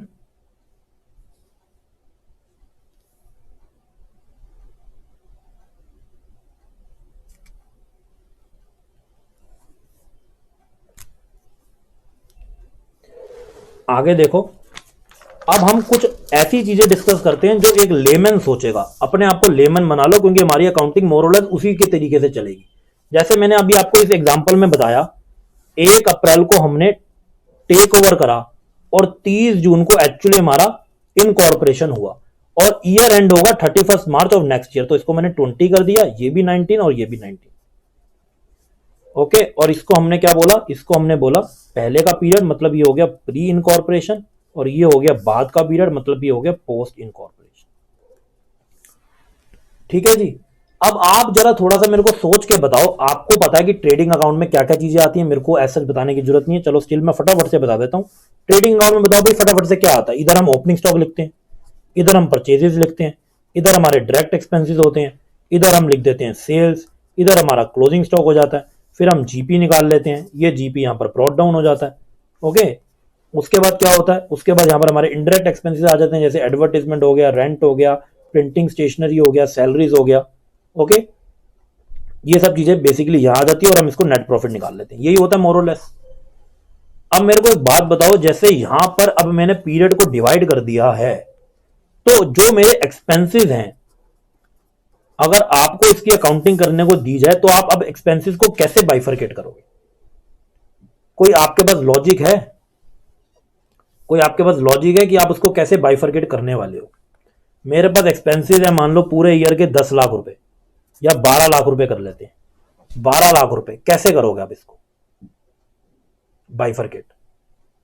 Yes, कोई हम सोच सकते हैं कि किस तरीके से करें? भाई 12 लाख पूरे साल के हैं, according to time period 6 lakh कर दो। Okay, pre incorporation in post and post में डिवाइड कर दो, वो तो हमें करना ही है, बट किस बेसिस पे कर दें? प्री और पोस्ट में किस बेसिस पे करें, टाइम के अकॉर्डिंग। तो देखो ये क्या मैंने आपको बताया, कोई भी बता दे, क्लास साथ में चल रही है और सब स्टूडेंट्स हैं, क्या मैंने आपको बताया कि भाई टाइम पीरियड पे करो? आप मेरे को ये बताओ, मैंने बताया क्या इससे पहले आपको? नहीं बताया मैंने किसी को। तभी भी कितने स्टूडेंट्स के आंसर आए टाइम पीरियड टाइम पीरियड। तो हमको यहां पर टाइम पीरियड का एक तो बेस समझना पड़ेगा, टाइम पीरियड के बेस को लेना पड़ेगा। तो मैं आपको वही कह रहा हूं, अगर हमें बेस चैप्टर का समझ आया ना, तो आधे आंसर तो हमारे अंदर ही हैं, क्योंकि वो नॉर्मल नेचुरल आंसर्स हैं और वही आंसर्स अप्लाई होंगे। दैट इज ग्रेट कि टाइम पीरियड बेसिस एक तो हमें फॉलो करना पड़ेगा। अब मैं आपसे एक क्वेश्चन और लेके चलता हूं। मान लो, क्योंकि यहां पर जो बिजनेस चल रहा था ना, यहां पर जो बिजनेस चल रहा था वो ओल्ड नेम पे चल रहा था, चाहे चला मैं ही रहा था क्योंकि मैंने बिजनेस टेक ओवर कर लिया, पर ओल्ड नेम में चल रहा था। और उस जो ओल्ड नेम पे चल रहा था उसकी गुडविल मान लो बहुत अच्छी थी, एंड वाइसा वर्सा भी हो सकता है कि उसकी खराब हो गई थी। हाँ भाई, हम मानते हैं कि बहुत अच्छी थी, उसकी बहुत अच्छी थी। तो ये जो 3 महीने हैं, अप्रैल मई जून, अप्रैल मई जून, इसमें तो हुई सेल ज्यादा। और बाद में जो सेल है, क्योंकि वो मेरा अपना नाम हो गया, लोगों ने कहा ये तो टेक ओवर किसी ने कर लिया है, भाई इस नेम पे तो हम कभी हमने बिजनेस किया नहीं या कुछ चीजें बाय नहीं की, तो हम इस पे तो नहीं जाएंगे। तो फिर मेरा जो बिजनेस है थोड़ा सा स्लो डाउन हो गया, बिकॉज मेरे को अपने नेम की गुडविल बनाने में थोड़ा सा टाइम लगेगा। लेकिन मेरे पास जो सेल्स की फिगर है, जो मेरे को इन्होंने सेल्स की फिगर दे दी कि ये लो साल खत्म हुआ, आप सर सेल की फिगर लो और हमारा ऑडिट वगैरह करना, इन्होंने मेरे को सेल की फिगर दे दी है, मान लो 40 लाख रुपए। तो अब मेरा आपसे दूसरा क्वेश्चन है, अब मैं इस सेल को 40 लाख को कैसे Bantu between the to period, कैसे बांटू? इसके लिए भी आपके पास क्या लॉजिक होगा? पहले के लिए आपने मेरे को काफी हद तक करेक्ट बताया कि सर टाइम पीरियड ले लो, जितना टाइम प्री में है उस हिसाब से प्री के एक्सपेंस और पोस्ट का पोस्ट के एक्सपेंस के हिसाब से, एंटिटी बेसिस। और कुछ किस बेसिस में मैं इस 40 लाख की सेल अमंग टू पीरियड्स को डिवाइड करूं? भाई सेल के अकॉर्डिंग करो। देखो यहां पर अब आप टाइम पीरियड बोल भी नहीं रहे, ठीक है, जबकि आपको पता है मैंने आपको टाइम पीरियड पहले बोलने पे अप्रिशिएट किया है। यहां पर मैंने आपको बोला भी नहीं कि टाइम पीरियड मत बोलो, ऐसा बोला भी नहीं, तभी भी आप नहीं बोल रहे, बिकॉज आपका दिमाग चल रहा है। यू नो कि यहां पर टाइम पीरियड का कोई बेस ही नहीं बनता। पहले वाले में गुडविल ज्यादा थी तो ज्यादा सेल हुई है, दूसरे में कम हुई है, मैं टाइम पीरियड में इक्वली उस बेसिस पे कैसे डिवाइड कर दूं कि 3/12 करूं इधर और बाकी 9/12 उधर कर दूं? कोई लॉजिक ही नहीं है। 3:9 पे मैं क्यों करूंगा? तो ये हम कैसे करेंगे? सेल के अकॉर्डिंग। ओके, सेल अमाउंट के अकॉर्डिंग कि भाई प्री में कितनी सेल्स हुई हैं और पोस्ट में कितनी सेल्स हुई। वो हमें क्वेश्चन में वो दे रखा होगा या तो कि प्री में जो है वो डबल सेल्स होती हैं पोस्ट से, तो हम उस बेसिस पे रेशियो बनाएंगे। जैसे कि मान लो टाइम पीरियड में तो हमें किसी को कोई इशू नहीं है, टाइम पीरियड एक्सपेंसिस में जनरली डिवाइड हो जाएंगे। वो आपने बोल दिया कि 3:9 हो गई, आपने टाइम पीरियड बोल दिया, उसी से मैं समझ गया वो 3:9 रेशियो हो गई, क्योंकि हमें अल्टीमेटली रेशियो के हिसाब से डिविजन करनी होती है। लेकिन सेल्स में मैंने आपसे पूछा तो आप ठीक बता रहे हो, अमाउंट ले लो, ओके, या सेल्स के अकॉर्डिंग, वो सब एक ही बातें हैं। आपने टाइम पीरियड नहीं लिखा, इट्स वेरी गुड। तो सेल को मेरे को डिवाइड करना है सेल के अमाउंट के बेस पे। ओके, अब मेरे को कोई एक एक सेल तो देगा नहीं कि भाई पहले के 3 महीने की एक एक दिन का सेल का डाटा मेरे को देगा, ऐसे तो देगा नहीं। मेरे पास तो टोटलिटी में सेल है या कुछ एडिशनल इंफॉर्मेशन में लॉजिक होंगे जिसको मैंने यूज करने हैं। जैसे मैंने आपको बताया उसमें यह लिखा हो सकता है कि प्री इनकॉर्पोरेशन पीरियड की जो सेल्स है वो ट्वाइस होती है देन पोस्ट इनकॉर्पोरेशन सेल्स, ये वो बोल सकते हैं। और मैंने आपके साथ एग्जांपल भी ऐसे डिस्कस किया कि प्री में गुडविल उसकी वर्किंग में थी तो आपको ज्यादा सेल्स आप कर पाए, और पोस्ट में क्योंकि आपके लीगल नेम से बिजनेस स्टार्ट हो गया तो आपका बिजनेस इतना नहीं चल रहा, उसको टाइम लगेगा, हाफ हो गई बेसिकली सेल्स। तो अब देखो इसकी मैं रेशियो कैसे बनाऊंगा, सब लोग इधर थोड़ा सा कंसंट्रेशन अब आप रखोगे, यहां से हम इस चैप्टर के बिल्कुल टेक्निकल मोड में जाने वाले हैं। आपको पता है जो पीरियड है वो तो वही रहेगा, 3 महीने पहले के और 9 महीने बाद के। लेकिन ये जो 3 महीने है ये भी बहुत स्ट्रॉन्ग है as compare to these 9 months, because इसमें डबल सेल्स हो रही है। तो मैं क्या कर दूंगा, इसको कर दूंगा 3 × 2x, अगर मेरी सेल्स 1 मंथ की x है, और यहां पर कर दूंगा 9 × 1x, तो ये हो जाएगा 6x:9x, अल्टीमेटली हो जाएगा 6:9। और इसको आप रिड्यूस कर लो तो ये हो जाएगा 1:3, सॉरी 2:3। Is it clear? ये सबको क्लियर है तो फटाफट से बताओ आप लोग। क्लियर कि मैंने यहां पर कोई time ratio as it is नहीं ली, मैंने यहां पर टाइम पीरियड के साथ जो सेल का प्रोपोर्शन है उसको एडजस्ट किया है, और ये लॉजिकल है बिल्कुल। 3:9 टाइम पीरियड तो मेरे को कंसीडर करना ही है, लेकिन इस 3 मंथ्स की मैंने सेल डबल कर दी और उसकी मैंने इंटू 1 कर दिया। अब जो भी सेल का अमाउंट है, जैसे 40 लाख रुपए इधर हमने एग्जांपल लिया था, 40 लाख को मेरे को 2:3 में डिवाइड करने में कोई दिक्कत ही नहीं है। तो हम हर बात करेंगे लॉजिक्स पे, हम इधर उधर हवा में चलने वाली बातें नहीं करेंगे कि ये चीजें सर यहां पड़ी थी और हमें भी लॉजिक नहीं पता, तो अगर नहीं पता हम उस बात को कैंसिल आउट करते हैं, हम उसके लॉजिक पे जाएंगे हर जगह। Okay, clear? चलो जी, ये सब चीजें तो हमने पढ़ ली। अब कुछ फॉर्मल बातें करते हैं और कुछ लिखना स्टार्ट करते हैं, जिससे हमें आगे दिक्कत नहीं आएगी और हम कॉन्सेप्ट को बहुत अच्छे तरीके से बिल्ड करेंगे। तो लिखना स्टार्ट करो फटाफट से। When a business is taken over at some, देखो आपके नोट्स भी बिल्कुल नीट एंड क्लीन होने चाहिए, बिकॉज कल को आपको ये पढ़ने हैं, और मैं इतने ज़्यादा सिंपल लैंग्वेज में नोट्स लिखवा देता हूं कि आपका अगर उस चैप्टर से टच चला भी गया है ना, आप दोबारा से उन नोट्स को पढ़ोगे, आपको दोबारा से रीगेन हो जाएगा कि हमने उस चैप्टर में क्या पढ़ा था। इतने सिंपल लैंग्वेज में वो नोट्स होंगे। Okay, so when a business is taken over at some earlier date,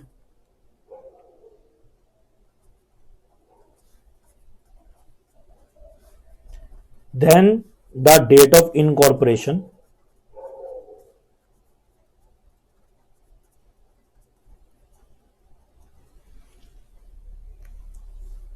that period is termed as pre-incorporation period। तो जब हम बिजनेस को टेक ओवर करते हैं कोई डेट इनकॉर्पोरेशन से पहली वाली डेट पे, तो उसको हम क्या बोलते हैं? Pre incorporation period. हिंदी में हमने वैसे ही पढ़ लिए, अब हम उसको फॉर्मल लैंग्वेज में लिख रहे हैं।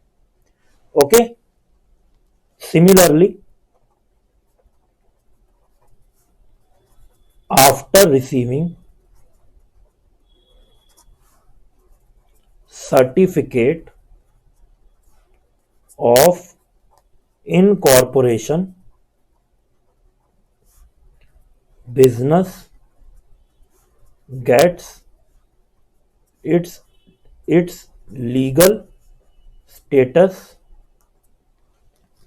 Similarly, after receiving certificate of incorporation, business gets its legal status and period afterwards is termed as, अब बताओ कौन सा पीरियड होगा? As post incorporation period.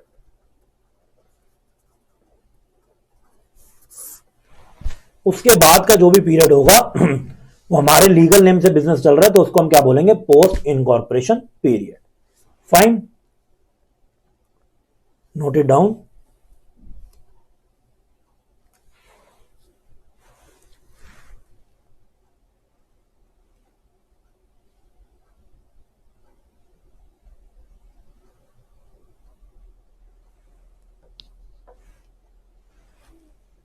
Okay, so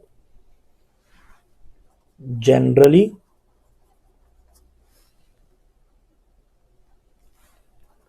when a running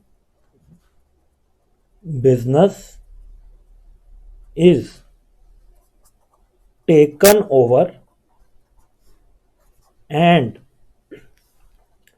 incorporation of new company or existing company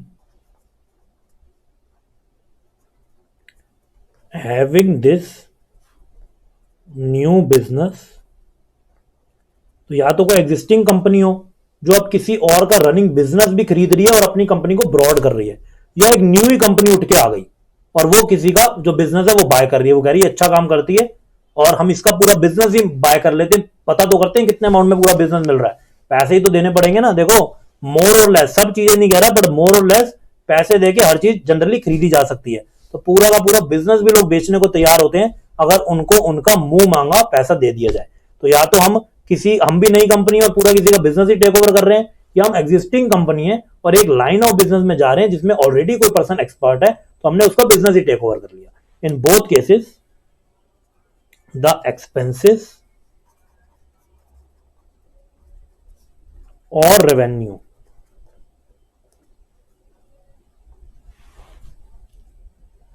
so the expenses or revenue needs to be bifurcated।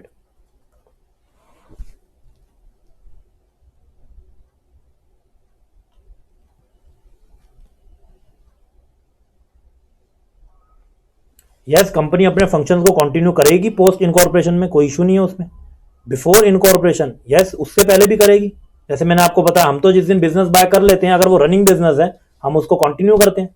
और अगर मान लो खुद भी हम ऐसी कंपनी है और अगर हमारा इनकॉर्पोरेशन नहीं भी हुआ, उसका डेट होता है, हम उससे पहले भी उसको स्टार्ट कर सकते हैं। उसके टाइम पीरियड को हम हाल्ट पे रख के, जितना टाइम पीरियड है कि within that period you have to take legal status, तब हम उसको ले लेते हैं। जनरली देखो क्या होता है, हम कई बिजनेस करते हैं ना स्टार्ट, तो हमको खुद एक्सपेक्टेशन भी नहीं होती कि कितना ग्रो करेगा। जो कॉन्फिडेंट एंटरप्रेन्योर हैं या वो ऑलरेडी बिजनेस का उनको एक्सपीरियंस है, तो वो तो क्या करेंगे, फर्स्ट डे ही सारे लाइसेंस लेंगे सबसे पहले तो, कि भाई काम करना है, सारे लाइसेंस लेके, क्योंकि उनको पता है ये काम वो आराम से आगे की लाइफ टाइम तक कंटिन्यू करेंगे, उसमें कोई इशू नहीं आएगा। लेकिन जो कोई छोटे छोटे एंटरप्रेन्योर हैं जो थोड़े डर डर के खेलते हैं कि यार बिजनेस पहले भी करा, इतना नहीं चला, ये करें चले ना चले हमें नहीं पता, इतने सारे लाइसेंसिंग ले लें, उसकी कंप्लायंस के रिक्वायरमेंट में और फंस जाएं, इट्स बेटर पहले बिजनेस को स्टार्ट करते हैं, कुछ ग्रो करते हैं, जब एक्चुअल कंप्लायंस रिक्वायरमेंट आएंगी, जब वो हमारी टर्नओवर हिट करेगी कि इससे ज्यादा पे आपको लाइसेंस चाहिए जो भी है, उसके बाद हम उसकी लाइसेंसिंग की तरफ जाएंगे। मतलब जो लीगल कॉम्प्लिकेशन आने का टाइम होगा तभी हम उसकी बात करेंगे, अदरवाइज हम काम डाउन रहेंगे, हम आराम से चलेंगे। ये लो जी, आराम से नोट इट डाउन। जैसे जैसे आपको मैं ये आपको चैप्टर आगे प्रोग्रेस करता जाएगा, आपको और क्लैरिटी आएगी एक्चुअल प्रैक्टिकल सिनेरियो की। तो यहाँ पर आपको ना आउट ऑफ द क्लास भी थोड़ी थिंकिंग रखनी है, नहीं कि भाई बस पढ़ाई हो रही है, इधर हमारे नोट्स बन रहे हैं, सर क्वेश्चन करा देंगे, हम सॉल्व कर देंगे, एक चैप्टर कंप्लीट हो गया। नो, इसके अलावा ये प्रैक्टिकली कैसी चीजें मूव ऑन करती हैं वो भी आपको सीखनी पड़ेंगी। अभी तो देखो आपकी जो आर्टिकलशिप है वो either of the group qualify करने पे स्टार्ट होती है। अगर मैं पहले के स्टूडेंट की बात करूं तो वो सीपीटी क्वालिफाई, जो पहले सीपीटी होता था उसके बाद आर्टिकलशिप स्टार्ट कर देते थे। तो क्या होता था, उनको तो रियल लाइफ एक्सपीरियंस अपने ऑफिस में मिल ही रहा है कि कैसे कैसे केसेस आ रहे हैं। यहां पर ये वाले बच्चे थोड़े लैग करते हैं बिकॉज इंस्टीट्यूट ने गाइडलाइंस चेंज कर दी है। तो मैं चाहता हूं कि जो स्टूडेंट्स हैं उनको क्लास इन्वायरमेंट में ही मैं आउट ऑफ द क्लास जो इश्यूज हैं वो भी डिस्कस करके दूं, ताकि उन्हें रियल लाइफ एक्सपीरियंस मिले कि ये चीजें खाली किताबों में नहीं है, ये प्रैक्टिकली भी कहां कहां होती है। और जो चीजें प्रैक्टिकली नहीं होती और सिर्फ किताबों में है वो भी मैं आपको बता दूंगा कि ये होने नहीं वाली, बट आपको पढ़ना पड़ेगा बिकॉज कोर्स में, एकेडमिक कोर्स में। फाइन। सो एक्सपेंस और रेवेन्यू जो भी होंगे needs to be bifurcated between the two periods.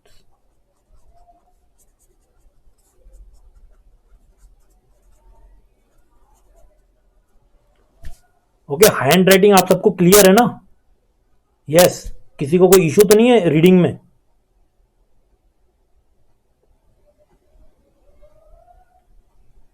सही है, ओके। देखो आपको कोई भी इशू हो ऑडियो का या फिर ये कुछ वीडियो क्लैरिटी का, तो आप चैट बॉक्स में लिखो, ओके। और अगर उतने इनफ चैट्स में मेरे को आएगा कि इशू है तो I will sort it out. All right,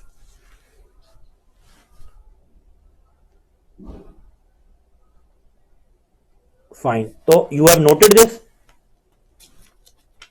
तो हम उसको बाइफरकेट करेंगे, डिवाइड करेंगे बिटवीन द टू पीरियड जैसे हमने डिस्कस किया।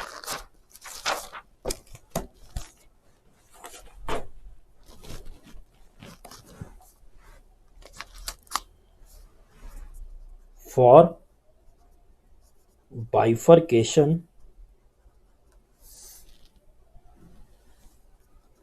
we follow ratio approaches bifurcation के लिए हम क्या फॉलो करते हैं, रेशियो अप्रोचेस, जैसे मैंने आपको बताया। और कौन सी दो रेशियो की हमने यहां पर बात की, one is time ratio and another is sales ratio. यही हमने बात की कि भाई प्री और पोस्ट इनकॉर्पोरेशन के पीरियड को डिवाइड कर दें मंथ्स के हिसाब से, तो वो हमारी हो जाती है टाइम रेशियो।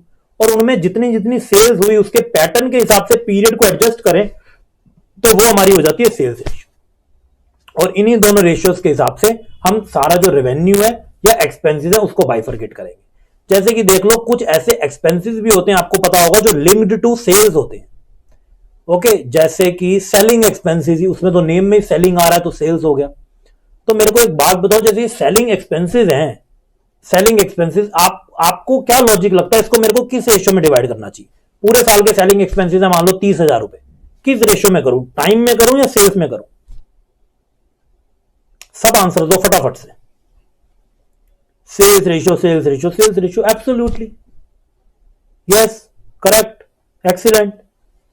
तो मैंने आपको यह भी बताया, नो, बिकॉज यू नो भाई सेलिंग के खर्चे हैं, तो जैसे जैसे जिन जिन मंथ्स में सेल्स ज्यादा हुई होगी उन मंथ्स में सेलिंग का खर्चा भी ज्यादा आया होगा, तो इसको टाइम रेशियो में डिवाइड कर देना, सेलिंग के खर्चे को कोई लॉजिक ही नहीं बनता, इसलिए उसको सेल्स रेशियो में करेंगे।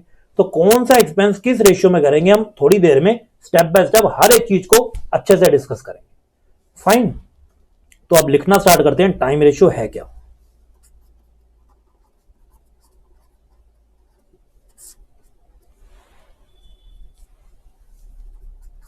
It is a ratio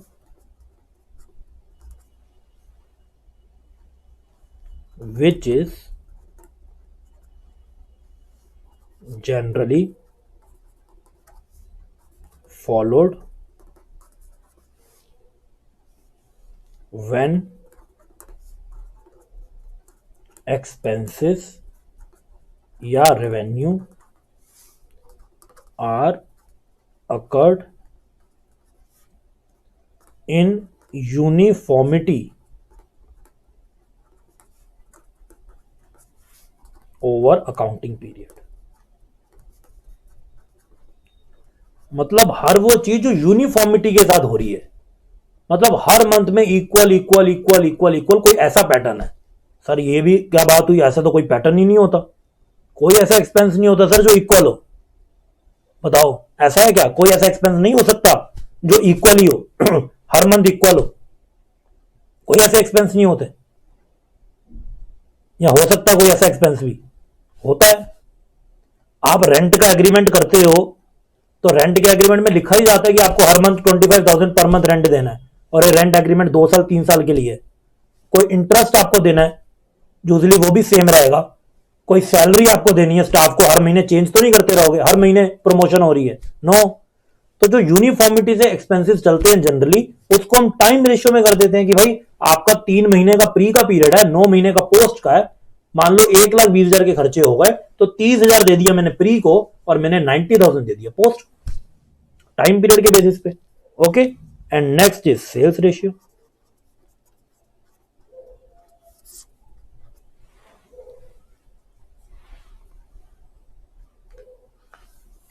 when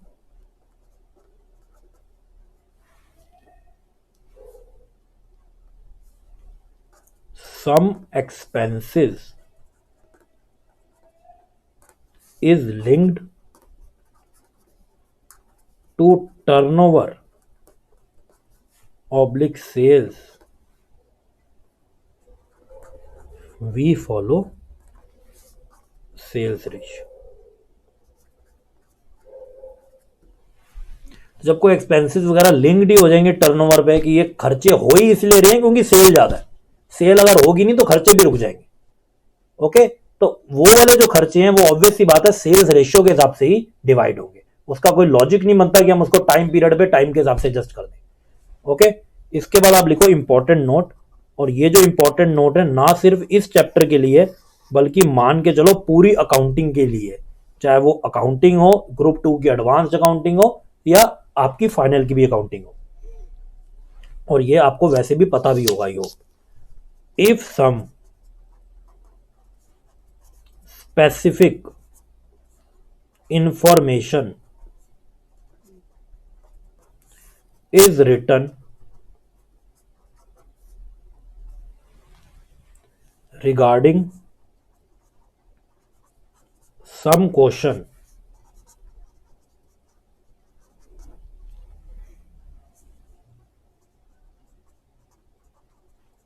is it has to be followed blindly, overriding all earlier concept. ये बात आप हमेशा ध्यान रखना, आपको जो मार्क्स देने हैं ना वो क्वेश्चन ने देने हैं, ना मैंने देने हैं ना किसी और ने देने हैं। आपको मार्क्स देगा वो क्वेश्चन। तो जो चीज भाई क्वेश्चन में लिखी हुई है ना स्पेसिफिकली, आपको ब्लाइंडली वो फॉलो करनी है। क्वेश्चन ये बोलेगा कि सेलिंग एक्सपेंसेस को टाइम पीरियड के बेसिस पे डिवाइड करो, तो किस बेसिस पे करोगे बताओ? क्या हम वहां पर लॉजिक लगाएंगे कि भाई सेल बेसिस पे करेंगे, सर ने बताया था, सर नाराज हो जाएंगे? मैं होता हूं तो होने दो, कोई फर्क नहीं पड़ता, हमको वहां पर जाके मार्क्स लेके आने हैं। क्वेश्चन ने बोल दिया सेलिंग एक्सपेंस टाइम रेशियो में करो, तो टाइम रेशियो में करो। हमें नहीं पता सेल्स रेशियो क्या होती है, क्वेश्चन ने ये बोल दिया ये क्वेश्चन मत करो, 20 नंबर दूंगा, तो मत करना वो क्वेश्चन। ओके, हमको खाली क्वेश्चन पेपर को देखना है। और ऐसे बहुत सारे इंस्टेंसेस आते हैं अकाउंट्स में भी और बाकी भी किसी सब्जेक्ट में कि जो हमारा लॉजिक वर्क करता है उसके अगेंस्ट वो एडजस्टमेंट में कुछ बोल देता है। जैसे आपने कभी देखा होगा, आई होप आपने एडजस्टमेंट पढ़ी होगी, आपको पता है जो वेजेस है वो डायरेक्ट एक्सपेंस होता है और हम उसको ट्रेडिंग अकाउंट में लेते हैं। कभी वो एडजस्टमेंट में बोल देता है कि 2/3 या 1/3 of the wages to be carry to the P&L account. आप क्या वहां पे अड़ जाते हो? नहीं जी नहीं, वेजेस नहीं जाएगी P&L में, बोलते रहो। हम इस एडजस्टमेंट का बहिष्कार करते हैं। ऐसे करते हो? ऐसे तो नहीं करते हम। हमको पता है क्वेश्चन के एडजस्टमेंट में लिखा है कि 1/3 जो वेजेस है वो P&L में लेके जाओ, तो आराम से ले जाओ भाई, नंबर वही देंगे आपको। तो सिंपल सी बात है, अगर कोई स्पेसिफिक इंफॉर्मेशन रिटर्न है कोई भी क्वेश्चन के लिए, तो आपको उसको फॉलो करना है ब्लाइंडली, बस उसी को फॉलो करना है। Over riding all earlier concept, concept सारे का इधर से उधर, आपको उस पर्टिकुलरली क्वेश्चन की रिक्वायरमेंट को फुलफिल करना है। इमोशनल नहीं हो जाना कि इस क्वेश्चन में मान लो सर तो ट्रेडिंग बैलेंस शीट P&L सब बनवाते थे, उन्होंने बोला ट्रेडिंग P&L बनाओ, हम तो सर बैलेंस शीट बना के आ गए। अरे भाई क्यों बना के आए? उसकी रिक्वायरमेंट ही नहीं थी, क्यों बना के आए? टाइम वेस्ट करके आ गए, उल्टा एग्जामिनर परेशान होगा। तो ये बात हमेशा ध्यान रखना, ज्यादा नहीं करना उससे जो उसने मांगा नहीं, और कम भी नहीं करना और वही करना जो वो मांग रहा है, और अपने लॉजिक वहां पर नहीं लगाने। क्वेश्चन में कुछ नहीं लिखा तो ऑब्वियस ही बात है पूरा पेपर लॉजिक से ही होगा। फाइन, ये नोट कर लिया? नहीं तो नोट करो इसको। ओके, अब मैं ना आपको एक ब्रेक देता हूं और उसके बाद हम स्टार्ट करेंगे क्वेश्चंस को। फाइन, एक ब्रेक लेते हैं, उसके बाद हम स्टार्ट करेंगे क्वेश्चंस को। 5-10 मिनट्स का ब्रेक होगा, उसके बाद हम क्वेश्चंस पे आते हैं। आप लोग भी अपने नोट्स निकाल लीजिए जिसमें सारे क्वेश्चंस होंगे, कुछ हम रेशियोज को डिवाइड करेंगे और उसके बाद हम आगे की चीजें करेंगे। ओके, तो ब्रेक फॉर 5-10 मिनट्स। ओके,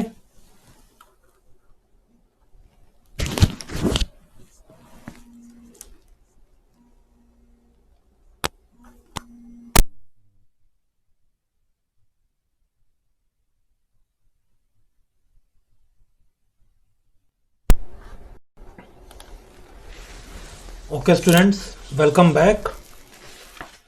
फटाफट से सब लोग ज्वाइन करो, एंड अगर ऑडियो वीडियो क्लियर है तो पिंग मी, फटाफट से यस यस लिखो, इट इज क्लियर।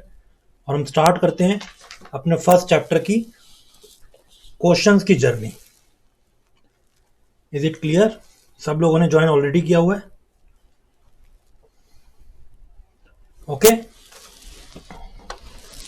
सब लोग नोट्स निकालो फटाफट से।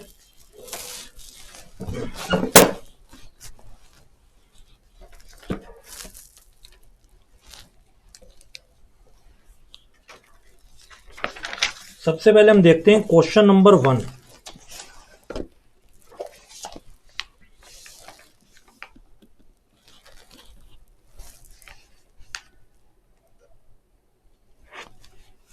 क्वेश्चन नंबर 1, अगर आपके पास इनकेस नोट्स नहीं भी हैं, यहां पर आपको आई होप बिल्कुल विजिबल हो रहा होगा, कोई इशू नहीं आ रहा होगा आपको यहां।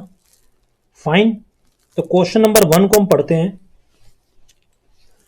लॉयन लिमिटेड, देखो पहले लॉयन आ गया, वॉज इनकॉर्पोरेटेड ऑन 1 अगस्त 2018। तो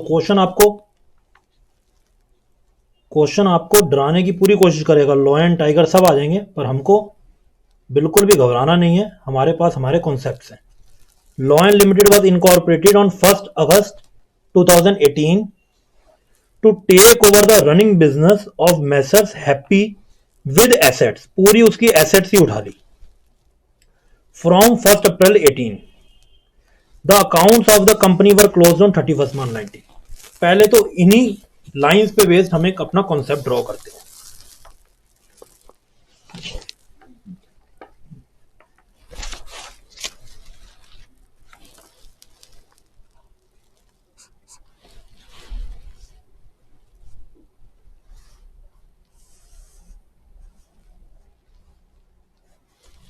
तो क्वेश्चन में क्या हो रहा है, 1 अगस्त 18 को हम बिजनेस को टेक ओवर कर रहे हैं, जबकि हमने इनकॉर्पोरेशन हो रहा है 1 अगस्त 2018 को, जबकि हमने 1 अप्रैल को बिजनेस को टेक ओवर कर लिए।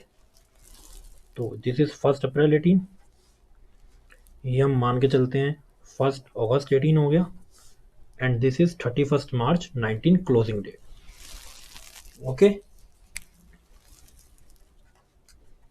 तो अब हर क्वेश्चन में अगर डायग्राम बना लोगे ना, आपके लिए इजीली हो जाएगा उसको सॉल्व करना, बिकॉज हम उसको अच्छे से पिक्चराइजेशन करना स्टार्ट कर देते हैं। फाइन, ये है हमारी इनकॉर्पोरेशन डेट और ये है हमारी क्लोजिंग डेट, दैट्स इट। ये 3 डेट्स हमको क्वेश्चन में मिली हैं। अब आगे पढ़ते हैं उसकी रिक्वायरमेंट क्या है। अब वो आगे बोल रहा है the average monthly sales during the first 4 months of the year, जो पहले 4 महीने की एवरेज मंथली सेल्स थी was twice the average monthly sales during each of the remaining 8 months. शुरू के 4 महीने मतलब कौन कौन से महीने हो गए बताओ मेरे को फटाफट से, अप्रैल, मई, जून, जुलाई। तो भाई अप्रैल से लेके जुलाई तक सेल्स कितनी है, ट्वाइस है। और उसके बाद अगस्त से लेके नेक्स्ट मार्च तक ये नॉर्मल सेल्स है। ओके, ये ट्वाइस नहीं है, नॉर्मल है। ये हमको क्वेश्चन का डाटा बोल रहा है। आगे उसकी रिक्वायरमेंट्स क्या है, calculate time ratio and sales ratio for pre and post incorporation period. फटाफट से सब बताएंगे इस क्वेश्चन में टाइम रेशियो क्या है। इतना मैं आपको पढ़ा चुका हूं कि आप आराम से इसकी टाइम रेशियो कैलकुलेट करके मेरे को बता सकते हैं। फटाफट से सब बताएंगे कि टाइम रेशियो आपके हिसाब से यहां पर क्या बन रही है। यस, बताओ जी फटाफट से। 1:2, 1:1, 2:1, 4:8, सब डिफर आंसर्स कर रहे हैं। चलो 4:8 और 2:1 तो ठीक है एक तरीके से। अब थोड़ा सा सिमिलर आ रहा है 2:1 या 4:8, 1:2 आ रहा है। तो देखो भाई क्या हमारा टाइम रेशियो बनेगा।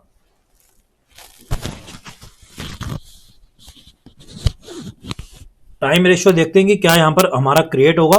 टाइम रेशियो मंथ्स के हिसाब से होता है, ऑब्वियस ही बात है। तो उसके लिए मेरे पास प्री इनकॉर्पोरेशन पीरियड के मंथ्स होने चाहिए। प्री इनकॉर्पोरेशन पीरियड मेरा कहां से कहां लाई कर रहा है, ये मेरा लाई कर रहा है 1 अप्रैल टू 31 जुलाई में बोल सकता हूं, या 1 अगस्त, एक ही बात है। तो भाई मेरे को बताओ इसमें कितने महीने हैं, इसमें है 4 मंथ्स।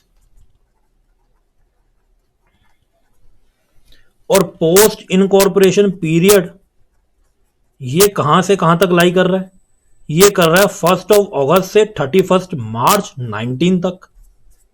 तो इसमें कितने मंथ्स हो गए, इसमें अगस्त, सितंबर, अक्टूबर, नवंबर, दिसंबर एंड जनवरी, फरवरी, मार्च, तो इसमें होगा 8 मंथ्स। तो हमारी टाइम रेशियो क्या हुई यहां पे,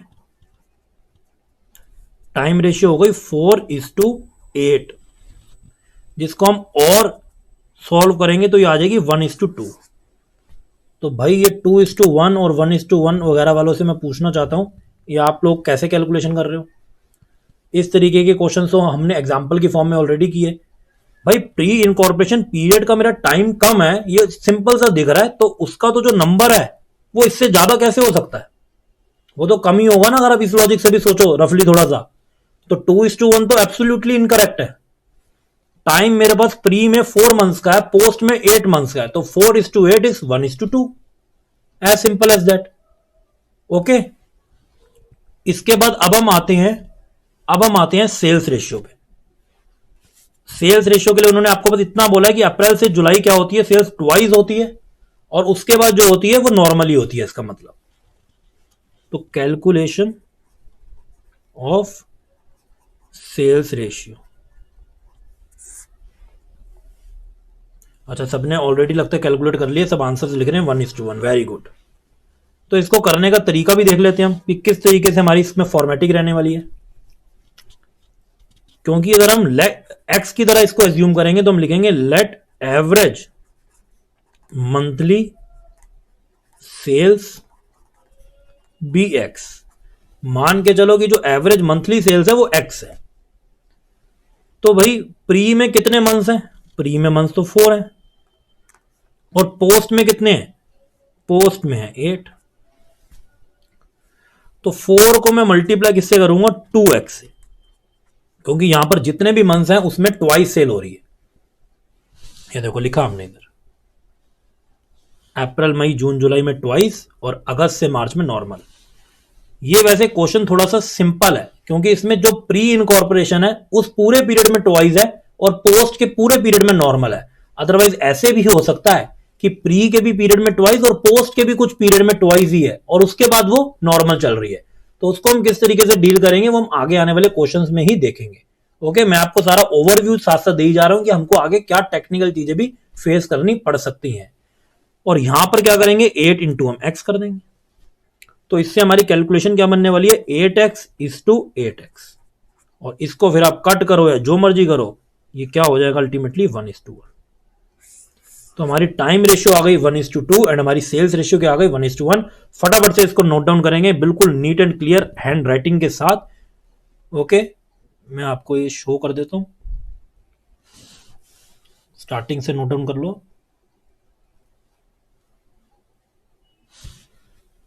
नोट इट डाउन। आपके पास सारे सॉल्यूशन भी अवेलेबल होने चाहिए। व्हाट हैपेंस, एंड टाइम में हम कभी कंफ्यूज हो जाते हैं और हमारे पास सॉल्यूशन नहीं होता, हम इधर उधर भटकते रहते हैं कि इस क्वेश्चन का सॉल्यूशन क्या है। उस टाइम तो समझ आ गया था, अब हमारे पास सॉल्यूशन ही नहीं है। तो आपको एक एक क्वेश्चन को बिल्कुल neat and clear hand writing में विद नोट्स प्रिपेयर करना है। आप एक चीज और कर सकते हैं, आप चाहें तो एक नोटिंग का मतलब जो मैं आपको कॉन्सेप्ट कराता हूं उसके लिए अलग रजिस्टर लगा लीजिए, और उसमें खाली आप अपने नोट्स ही बनाइए। जैसे अभी मैं आपको कॉन्सेप्ट डिलीवर कर रहा था, और क्वेश्चंस जो हैं उसको आप अलग सेपरेट रजिस्टर में करिए। तो वो जो नोट्स वाला रजिस्टर होगा वो थोड़ा सा थिन भी रहेगा, तो it will be enough. But जो क्वेश्चंस वाला है इसको थोड़ा सा थिक बनाइएगा, ताकि आपको बार बार रजिस्टर चेंज ना करने पड़े। जितने ज्यादा रजिस्टर्स होंगे उतनी जल्दी वो खोएंगे भी, और आपको फिर प्रॉब्लम आएगी। फाइन, ओके जी, डन। अब हम चलते हैं कुछ एक्सपेंस स्पेसिफिक रेशियो पे। कुछ एक्सपेंस स्पेसिफिक, इसको नोट कर लो पहले, कुछ एक्सपेंस स्पेसिफिक रेशियो पे। हाँ, नोट कर लो पहले, कोई इशू नहीं है।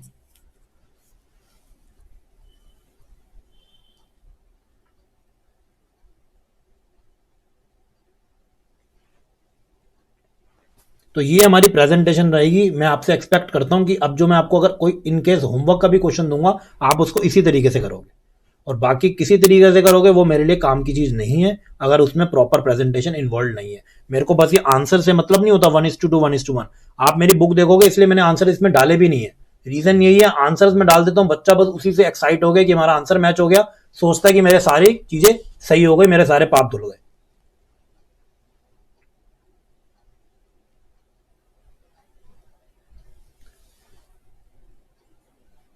अच्छा, इस क्वेश्चन को मैं थोड़ा सा चेंज करता हूं। किसी बच्चे की क्वेरी आ रही है कि अगर वो क्वेश्चन आ गया, वैसे तो वो आएगा, कोई इशू वाली बात नहीं है, बट स्टिल अभी हम और डिस्कशन करते हैं तो उसको मैं चेंज भी कर सकता हूं। मान लो ये क्वेश्चन बोलता, ये क्वेश्चन सबने नोट कर लिया ना, क्योंकि इसी में फिर मैं चेंज करूंगा कुछ, या चलो नेक्स्ट पेज पे कर लेता हूं। चलो, क्योंकि अभी तो मैथमेटिकली जा रहे हैं ना, तो आपको क्लैरिटी रहनी चाहिए कि हम कैलकुलेशन कैसे करेंगे। देखो, अगर ये क्वेश्चन बोलता कि अप्रैल से जुलाई तक ही नहीं, अप्रैल से लेके सितंबर तक की सेल्स ट्वाइस है, अगर ये बोलता अप्रैल से सितंबर तक की, सितंबर मतलब 30 सितंबर तक की सेल्स ट्वाइस है, और बाकी वो फिर नॉर्मल होती है, मतलब अक्टूबर से लेके नेक्स्ट मार्च ये नॉर्मल सेल्स है। तो भाई हमारे टाइम रेशियो में तो कोई फर्क नहीं आएगा, क्योंकि टाइम रेशियो तो टाइम पीरियड के हिसाब से है। आपका जो प्री इनकॉर्पोरेशन का पीरियड है वो अप्रैल मई जून जुलाई पे एंड हो जाता है, 4 महीने का। कब? अप्रैल मई जून जुलाई, ये 4 मंथ्स का था। और जो आपका पोस्ट का पीरियड है वो 8 मंथ्स का था, तो वो तो 4:8 1:2 ही रहने वाली है, उसकी हम बात ही नहीं कर रहे। हम बात कर रहे हैं अगर उन्होंने ऐसा बोला होता कि अप्रैल से लेकर सितंबर तक ट्वाइस सेल है, तो हमारी सेल्स रेशियो में क्या इंपैक्ट आता। तो देखो भाई, फिर हम वैसे ही करते हैं, let average monthly sales be x. मेरे प्री में मंथ्स हैं 4 और मेरे पोस्ट में मंथ्स हैं 8। क्या मेरे प्री के सारे महीने वही हैं जिसमें ट्वाइस सेल होती है? क्या मेरे प्री के सारे महीनों में ट्वाइस सेल होती है? यस। बताओ मेरे को फटाफट से, मेरा प्री का पीरियड क्या है? मेरा प्री का पीरियड है अप्रैल से लेके जुलाई तक। क्या इस पूरे पीरियड में ट्वाइस सेल होती है? आंसर इज यस, क्योंकि ट्वाइस सेल तो सितंबर तक हो रही है। तो मैं अपने चारों महीने को दे दूंगा 2x। मैं अपने 4 के चारों महीने को दे दूंगा 2x। और अगर मैं पोस्ट की बात करूं, तो क्या पोस्ट में भी ऐसे कोई महीने हैं जिसमें ट्वाइस सेल होती है? तो आंसर इज यस, पोस्ट में अगस्त और सितंबर में ट्वाइस सेल होती है। तो दैट मीन्स अब मेरे को डिवाइड करने पड़ेंगे पोस्ट के 8 months between 2 months and 6 months. तो जो शुरू के 2 मंथ्स हैं उसमें ट्वाइस सेल होती है, तो मैंने उसको 2x कर दिया। और जो रिमेनिंग 6 मंथ्स है उसमें नॉर्मल सेल्स है, अक्टूबर नवंबर दिसंबर जनवरी फरवरी मार्च में, उसको मैंने 1x कर दिया। तो हम उसको इस तरीके से सॉल्व करेंगे। तो ये हमारे पास यहां पर हो जाएगा 8x, और ये कितना हो जाएगा 4x plus 6x, that is 10x। तो रेशियो विल बी 8:10। आप इसको और कम करोगे, ये हो जाएगी 4:5। ये आपकी क्वेरी पे बेस मैंने यहां पर एग्जांपल क्रिएट कर दिए। आपको क्लियर है सबको? यस, फटाफट से मेरे को बताएंगे। अगर ये लेवल भी क्लियर है तो आगे का जो लेवल है वो बहुत इजीली पकड़ पाओगे, कोई भी उसमें दिक्कत आपको नहीं आएगी, जैसा कि मैं यहां पर देख पा रहा हूं। तो ऐसा परमुटेशन कॉम्बिनेशन वो कुछ भी बना दे भाई, तुम कुछ भी करते रहो, तुम ट्वाइस को थ्राइस कर दो, किसी मंथ को एबनॉर्मली सेल्स कर दो, उसमें हाफ कर दो, हम सब कुछ कर लेंगे, हम उसको सब कुछ कर लेंगे। ठीक है, इसमें क्या था, हमारा जो पीरियड था वो तो सेम ही था। हमारा जो प्री इनकॉर्पोरेशन का पीरियड था वो अप्रैल टू जुलाई था, और उसके बाद हमारा अगस्त से जो मार्च था वो पोस्ट इनकॉर्पोरेशन का पीरियड था। लेकिन क्या हुआ, लेकिन उन्होंने बोला अप्रैल से सितंबर तक के पीरियड में आपकी ट्वाइस सेल है। तो भाई मेरा प्री का तो पूरा पीरियड ट्वाइस सेल एंजॉय कर रहा है, और पोस्ट में भी 2 महीने ट्वाइस सेल एंजॉय कर रहे हैं। ओके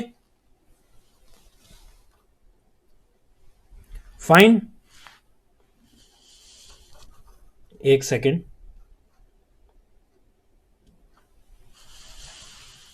फाइन, तो अब हम चलते हैं नेक्स्ट कॉन्सेप्ट की तरफ, जिसमें हम एक्सपेंस डेडिकेटेड व्यू लेंगे कि कौन सा एक्सपेंस किस रेशियो में डिवाइड होना चाहिए और कौन सा किसी और रेशियो में डिवाइड होना चाहिए। तो हेडिंग डालो फटाफट से।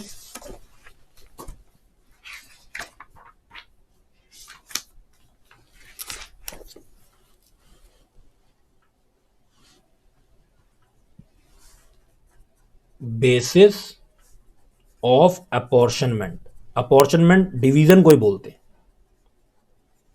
हमने देखो जनरली तो पढ़ लिया कि सेल्स को करेंगे सेल्स रेशियो में डिवाइड, जनरली एक्सपेंसेस को करेंगे टाइम में, बट स्पेसिफिकली क्या क्या करेंगे उसको हम देखते हैं। ओके, बेसिस ऑफ अपॉर्शनमेंट में इसमें आप सबसे पहले लिखो ग्रॉस प्रॉफिट और ग्रॉस लॉस।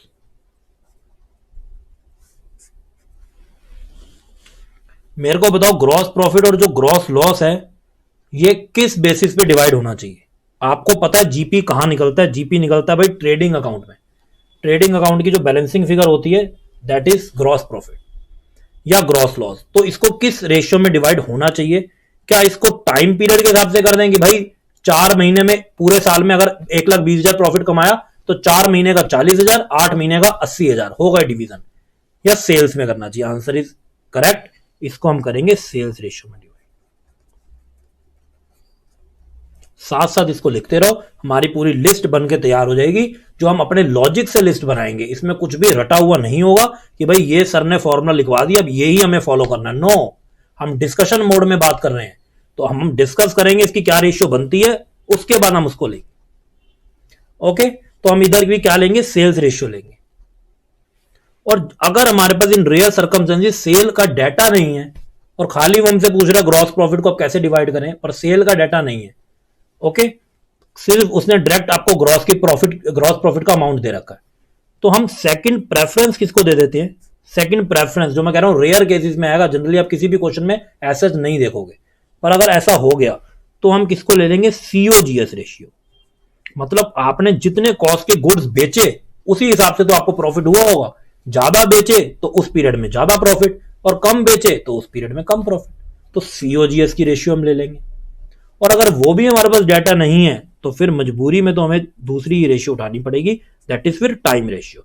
फिर ये एज्यूम कर लिया जाएगा कि भाई जो भी सेल होती है वो यूनिफॉर्म ही होती होगी, वो स्टार्टिंग से लेके एंड तक यूनिफॉर्म ही होती होगी, जबकि ऐसा होता नहीं। यू नो दैट फेस्टिवल के जो मंथ्स होते हैं उनमें सेल्स अप जाती है, जो नॉन पीक सीजन होता है जिसको डिप्रेस सीजन बोलते हैं उनमें सेल्स बहुत डाउन होती है, तो वो हमेशा इक्वल नहीं होती। बट स्टिल हमको अगर डाटा ही नहीं दे रहा हमारा क्लाइंट तो हम क्या करेंगे, हमको कोई तो लॉजिक लेना पड़ेगा ना, कोई तो बेस लेना पड़ेगा, एड हॉक तो ले नहीं लेंगे कि रैंडमली ले ली भाई, तो फिर मजबूरी में हमें टाइम रेशियो लेनी पड़ेगी। फाइन, उसके बाद नेक्स्ट लिखो, नेक्स्ट लिखो। सब लोग आंसर्स पूछ रहे हैं, फर्स्ट क्वेश्चन का हमने पूरा सॉल्व कर तो लिया, why are you asking again and again same answer. ये देखो, ये रहा हमारा आंसर। जो टाइम रेशियो थी वो आया था 1:2 और जो सेल्स रेशियो थी वो आ गई थी हमारी 1:1। ओके,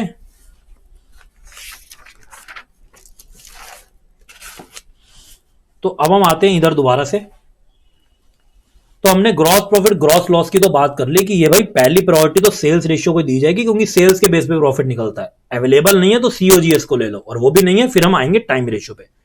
सेकंड अब लिखो वेरिएबल एक्सपेंसेस, जो लिंक्ड भी किससे हैं, विद टर्नओवर, जो टर्नओवर से लिंक्ड है। टर्नओवर बोलते हैं सेल्स को, मतलब वो खर्चे भी सेल्स की वजह से हो रहे हैं। ऐसे क्या खर्चे हो सकते हैं, एग्जाम्पल कैरेज या कार्टेज आउटवर्ड, मतलब कस्टमर मेरी दुकान से सामान लेके जाता है और मैं उसका जो सामान है उसके घर पे पहुंचाता हूं। मान लो मेरा इलेक्ट्रॉनिक्स का बिजनेस है, तो मेरे बिजनेस में मैं एलईडी बेचता हूं, मैं रेफ्रिजरेटर बेचता हूं, इन सब चीजों को मैं सेल करता हूं। अब कोई टीवी बुक करा गया, कोई रेफ्रिजरेटर बुक करा के चला गया, कोई रेफ्रिजरेटर बुक करा के चला गया, अब मैं उसको डिलीवर करूंगा उसके रेजिडेंशियल एड्रेस पे, तो वो जो मेरा खर्चा आएगा, मेरे को बताओ मैं उसको किस रेशियो में डिवाइड करूं? क्या टाइम के हिसाब से कर दूं कि भाई पूरे साल का कार्टेज का खर्चा है 1,00,000 रुपए, डिवाइड कर दो मंथ्स के हिसाब से? नो, इसको हम डिवाइड करेंगे सेल रेशियो के हिसाब से, बिकॉज ये तो सेल पे डिपेंड है। जिस महीने में ज्यादा सेल उस महीने का कार्टेज ज्यादा, कैरेज ज्यादा, और जिस महीने में सेल ही नहीं उस महीने में मैं क्यों एलोकेट करूंगा? ओके, और भी ऐसे बड़े सारे खर्चे, selling and distribution expenses,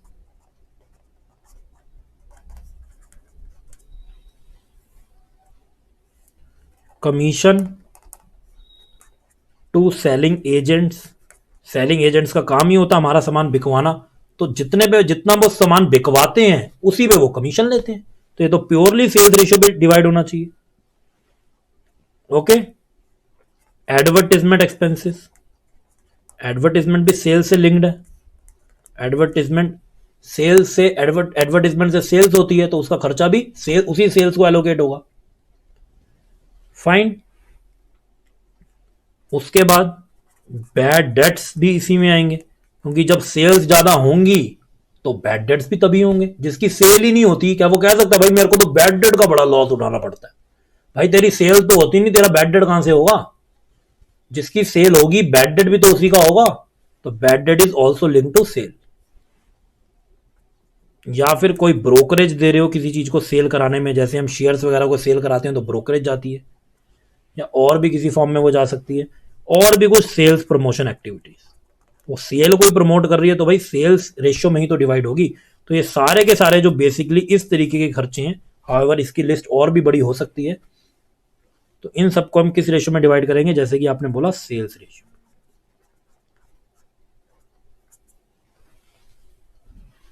okay, done, fine.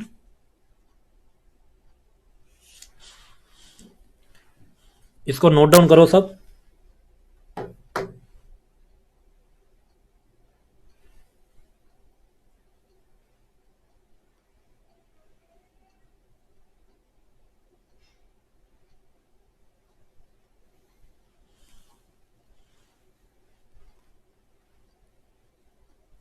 Done, चलो जी आगे बढ़ते हैं।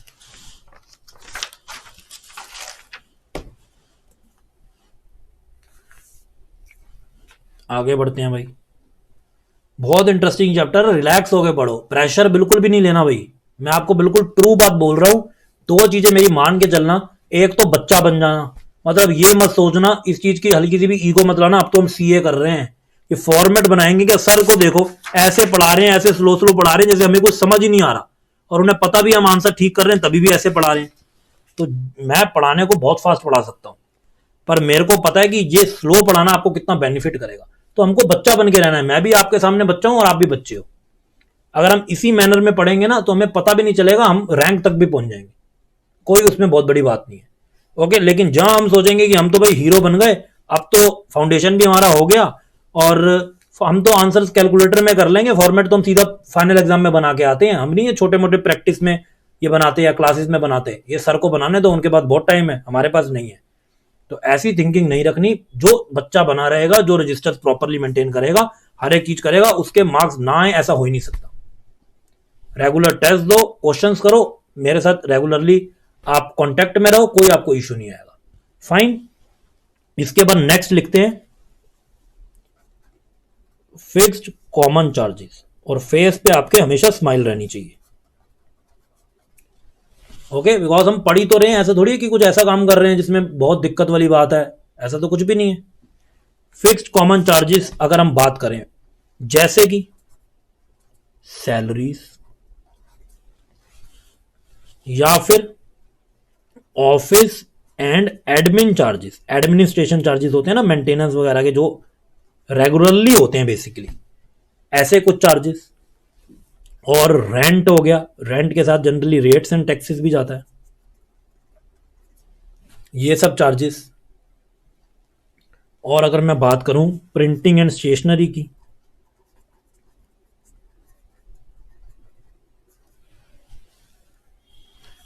टेलीफोन,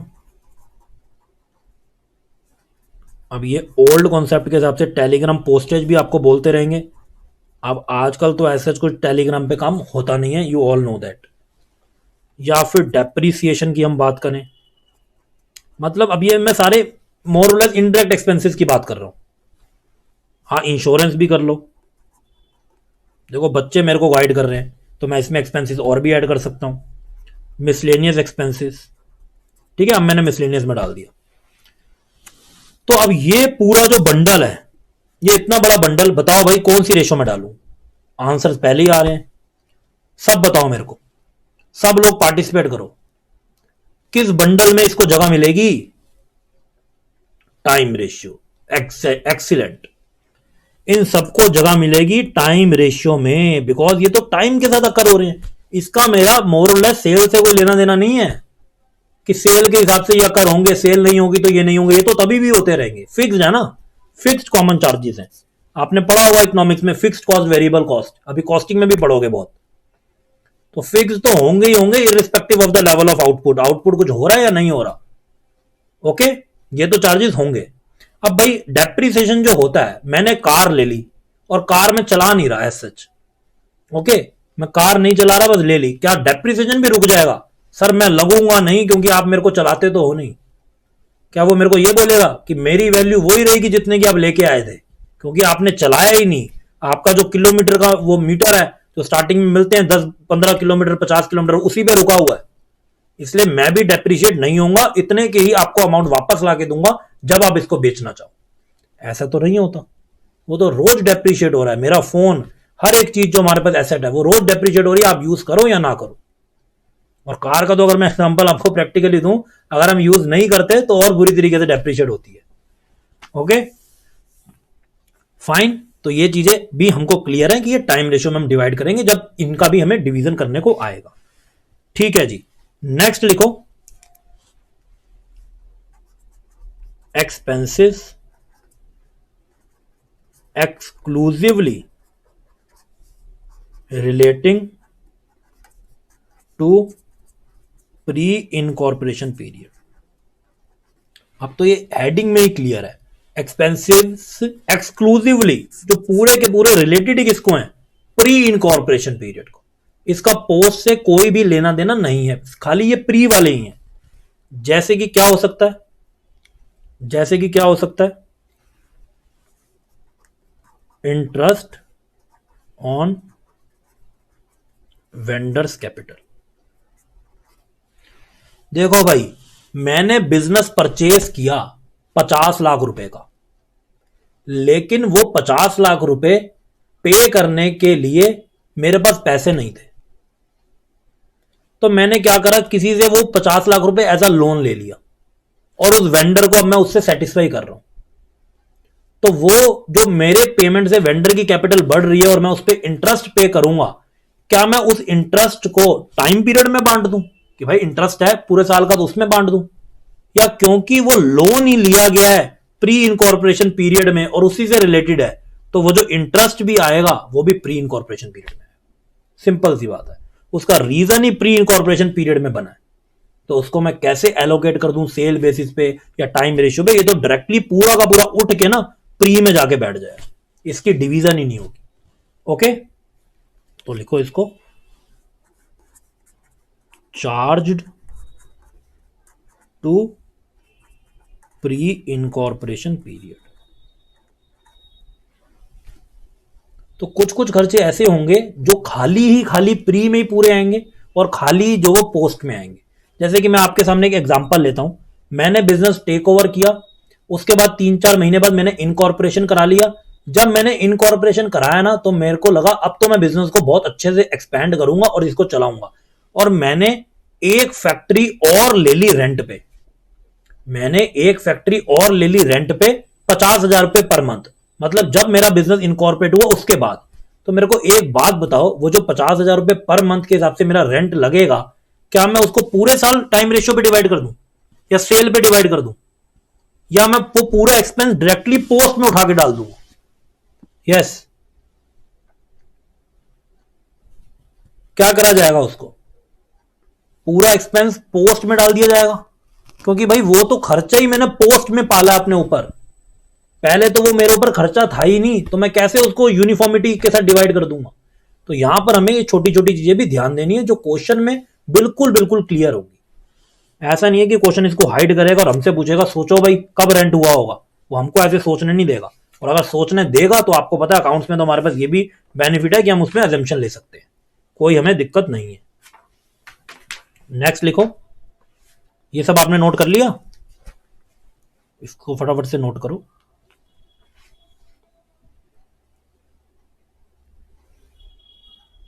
ओके, नेक्स्ट लिखो भाई,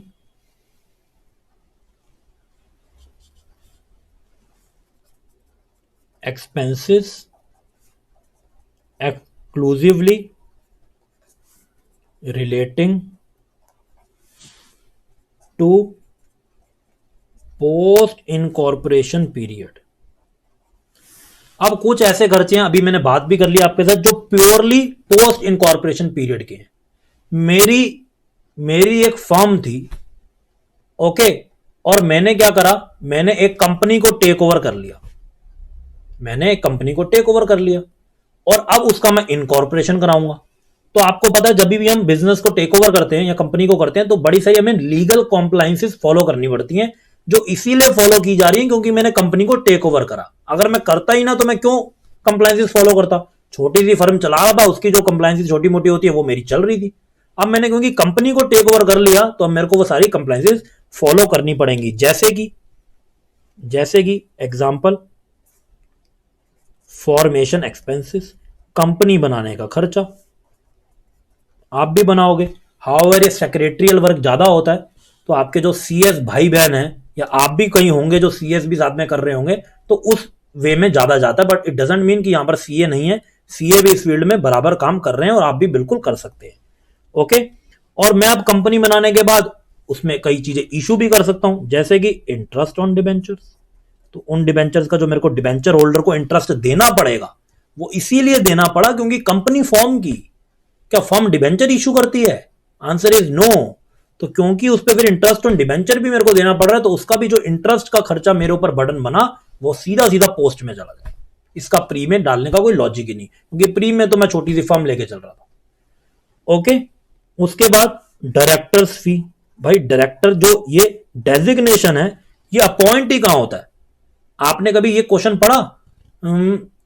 अ partnership, there is a partnership firm, इसमें in which X Y and Z are directors, नहीं पढ़ा होगा। उसमें एक्स वाई जेड पार्टनर्स होते हैं। तो director is a post given in the company only, तो उसको मैं फीस दे रहा हूं। मैंने जब कंपनी फॉर्म की, तो भाई बोर्ड ऑफ डायरेक्टर्स वगैरह को फी, मेरा पोस्ट का खर्चा हुआ ना जब से कंपनी फॉर्म हुई है। जब कंपनी नहीं है और मैं डायरेक्टर का खर्चा उसमें डाल रहा हूं अपने फर्म की पी एंड एल में, तो दिस इज एब्सोल्युटली रॉन्ग, मैं उसको नहीं डाल सकता। ऐसी डायरेक्टर की रेम्यूनरेशन भी हो सकती है। ओके, और कुछ एक्सपेंसेस किस नेम से आ सकते हैं, तो मैं एक बड़ी लिस्ट बना रहा हूं ताकि आपको आगे दिक्कत ना है। ये देखो बच्चे अपने आप ही बता रहे हैं। प्रिलिमिनरी एक्सपेंसेस, ऑडिट फी में मैं अभी आता हूं। हम being a chartered accountant audit fees के लिए बड़ा वरीड रहते हैं, क्योंकि एक तो हमें पूरा काम करना पड़ता है और सब चीजें क्लाइंट पे करता रहेगा टाइमली। हमारी जो ऑडिट फी होगी उस पर सबसे पहले गाज गिरेगी, वो सबसे एंड में मिलती है। तो हमारा हाल तो मैं आपको बताऊं ये हो चुका है, इक्विटी शेयर होल्डर से भी बुरा। इक्विटी शेयर होल्डर को भी एंड में कुछ ना कुछ मिल जाएगा, पर एक सीए की ऑडिट फीस तो उसको तब मिलेगी जब भगवान उसको देना चाहेगा। सबसे एंड में उसकी ऑडिट फी मिलती है जब सारे काम धाम हो चुके होते हैं।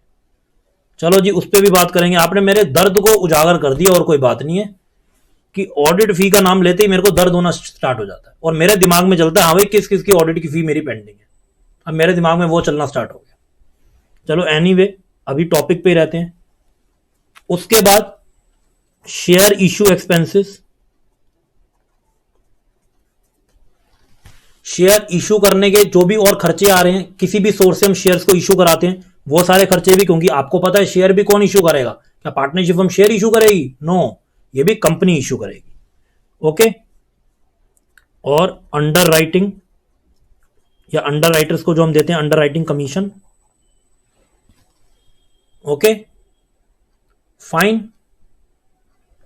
तो ये जो सारे के सारे खर्चे हैं, ये कहां जाएंगे?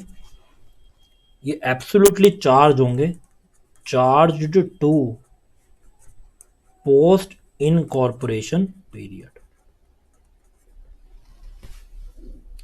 Okay, note it down.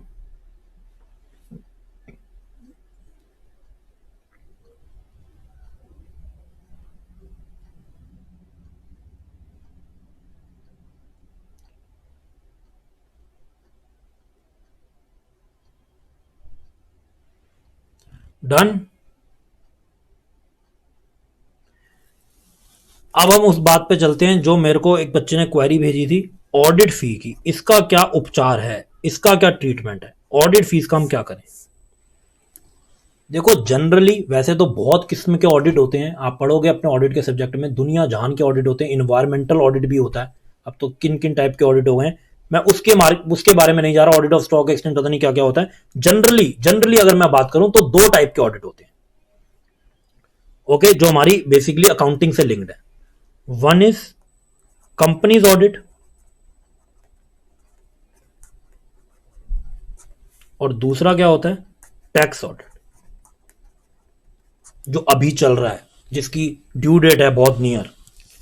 Okay, तो कंपनीज ऑडिट में हमें कंपनी की कंप्लायंसेस को फॉलो करना पड़ता है और देखना पड़ता है क्या कंपनी ने सारी कंप्लायंसेस फॉलो करी हैं जो उसको चाहिए। और बीइंग अ चार्टर्ड अकाउंटेंट हम उसको क्या करते हैं? हम उसको इवेल्युएट करते हैं, हम उसका ऑडिट करते हैं।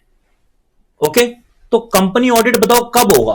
क्या कंपनी ऑडिट कंपनी फॉर्म होने से पहले हो जाएगा? कंपनी फॉर्म हुई नहीं, कंपनी को ऑडिट हो रहा है, सुना कभी आपने? बिना कंपनी के फॉर्म हुए कंपनी का ऑडिट हो रहा है, नो। तो इसको हम कहां पर लेके जाएंगे, पोस्ट इनकॉर्पोरेशन पीरियड में, क्योंकि ये तो होगा ही तभी जब कंपनी फॉर्म होगी, जब कंपनी का स्टेटस मिलेगा। फॉर्म कैसे अपना कंपनी ऑडिट करा सकती है।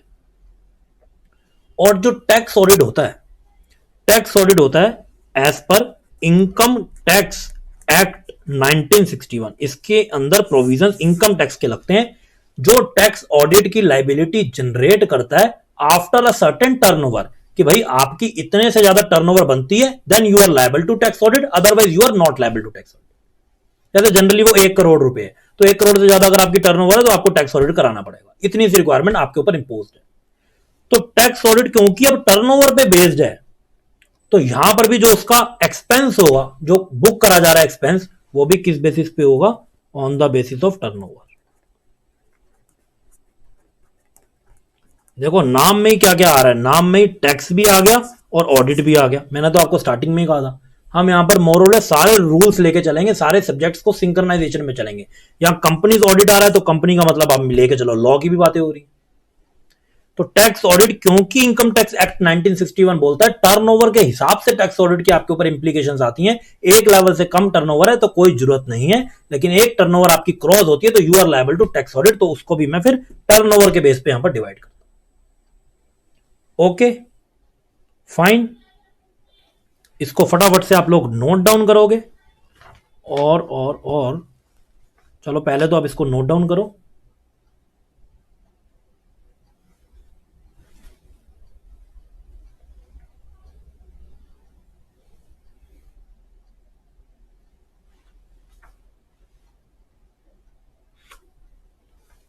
और मैं आपको अब और कॉन्सेप्ट नहीं करा रहा, बिकॉज हमने इनफ कॉन्सेप्ट आज की क्लास के लिए पढ़ लिए हैं।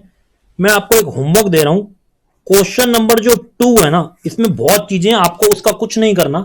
आपको जस्ट क्वेश्चन नंबर 2 में 2 काम करने हैं। एक काम है आपको टाइम रेशियो कैलकुलेट करना है, और दूसरा आपका काम है आपको सेल्स रेशियो कैलकुलेट करनी है, दैट्स इट। और नेक्स्ट क्लास की हम स्टार्ट करेंगे क्वेश्चन नंबर 2 से। हमने सारे एक्सपेंसेस वगैरह समझ के देख लिया, कब बाइफरकेट किस बेसिस पे होते हैं वो हम करेंगे, और उससे पहले तो हमको टाइम और सेल्स रेशियो चाहिए। So this is your homework of today's class. I hope ये सब आप होमवर्क को करोगे। ओके आप इस होमवर्क को जरूर करोगे, और in case of any doubt, मैंने आपको पहले ही बोल दिया था, आप मेरे को व्हाट्सएप पे डाउट पूछ सकते हो। मेरा नंबर आप लोगों के पास शेयर्ड है, either through text message on WhatsApp और थ्रू योर ऑडियो मैसेज, आपको आपका रिप्लाई मिल जाएगा। That's it students. Okay goodbye करो फटाफट, so that I get to know कि आप भी, हम लोग क्लास ओवर करने जा रहे हैं। ओके सब मैं डाउट्स आपको करूंगा, अगर मैंने इनकेस बड़े सारे डाउट्स नहीं भी दिए, नो इशू, सबके डाउट्स आप लोग व्हाट्सएप पे पूछो, I will answer each and every doubt, no issue. Okay goodbye, take care, take care, God bless you, God bless.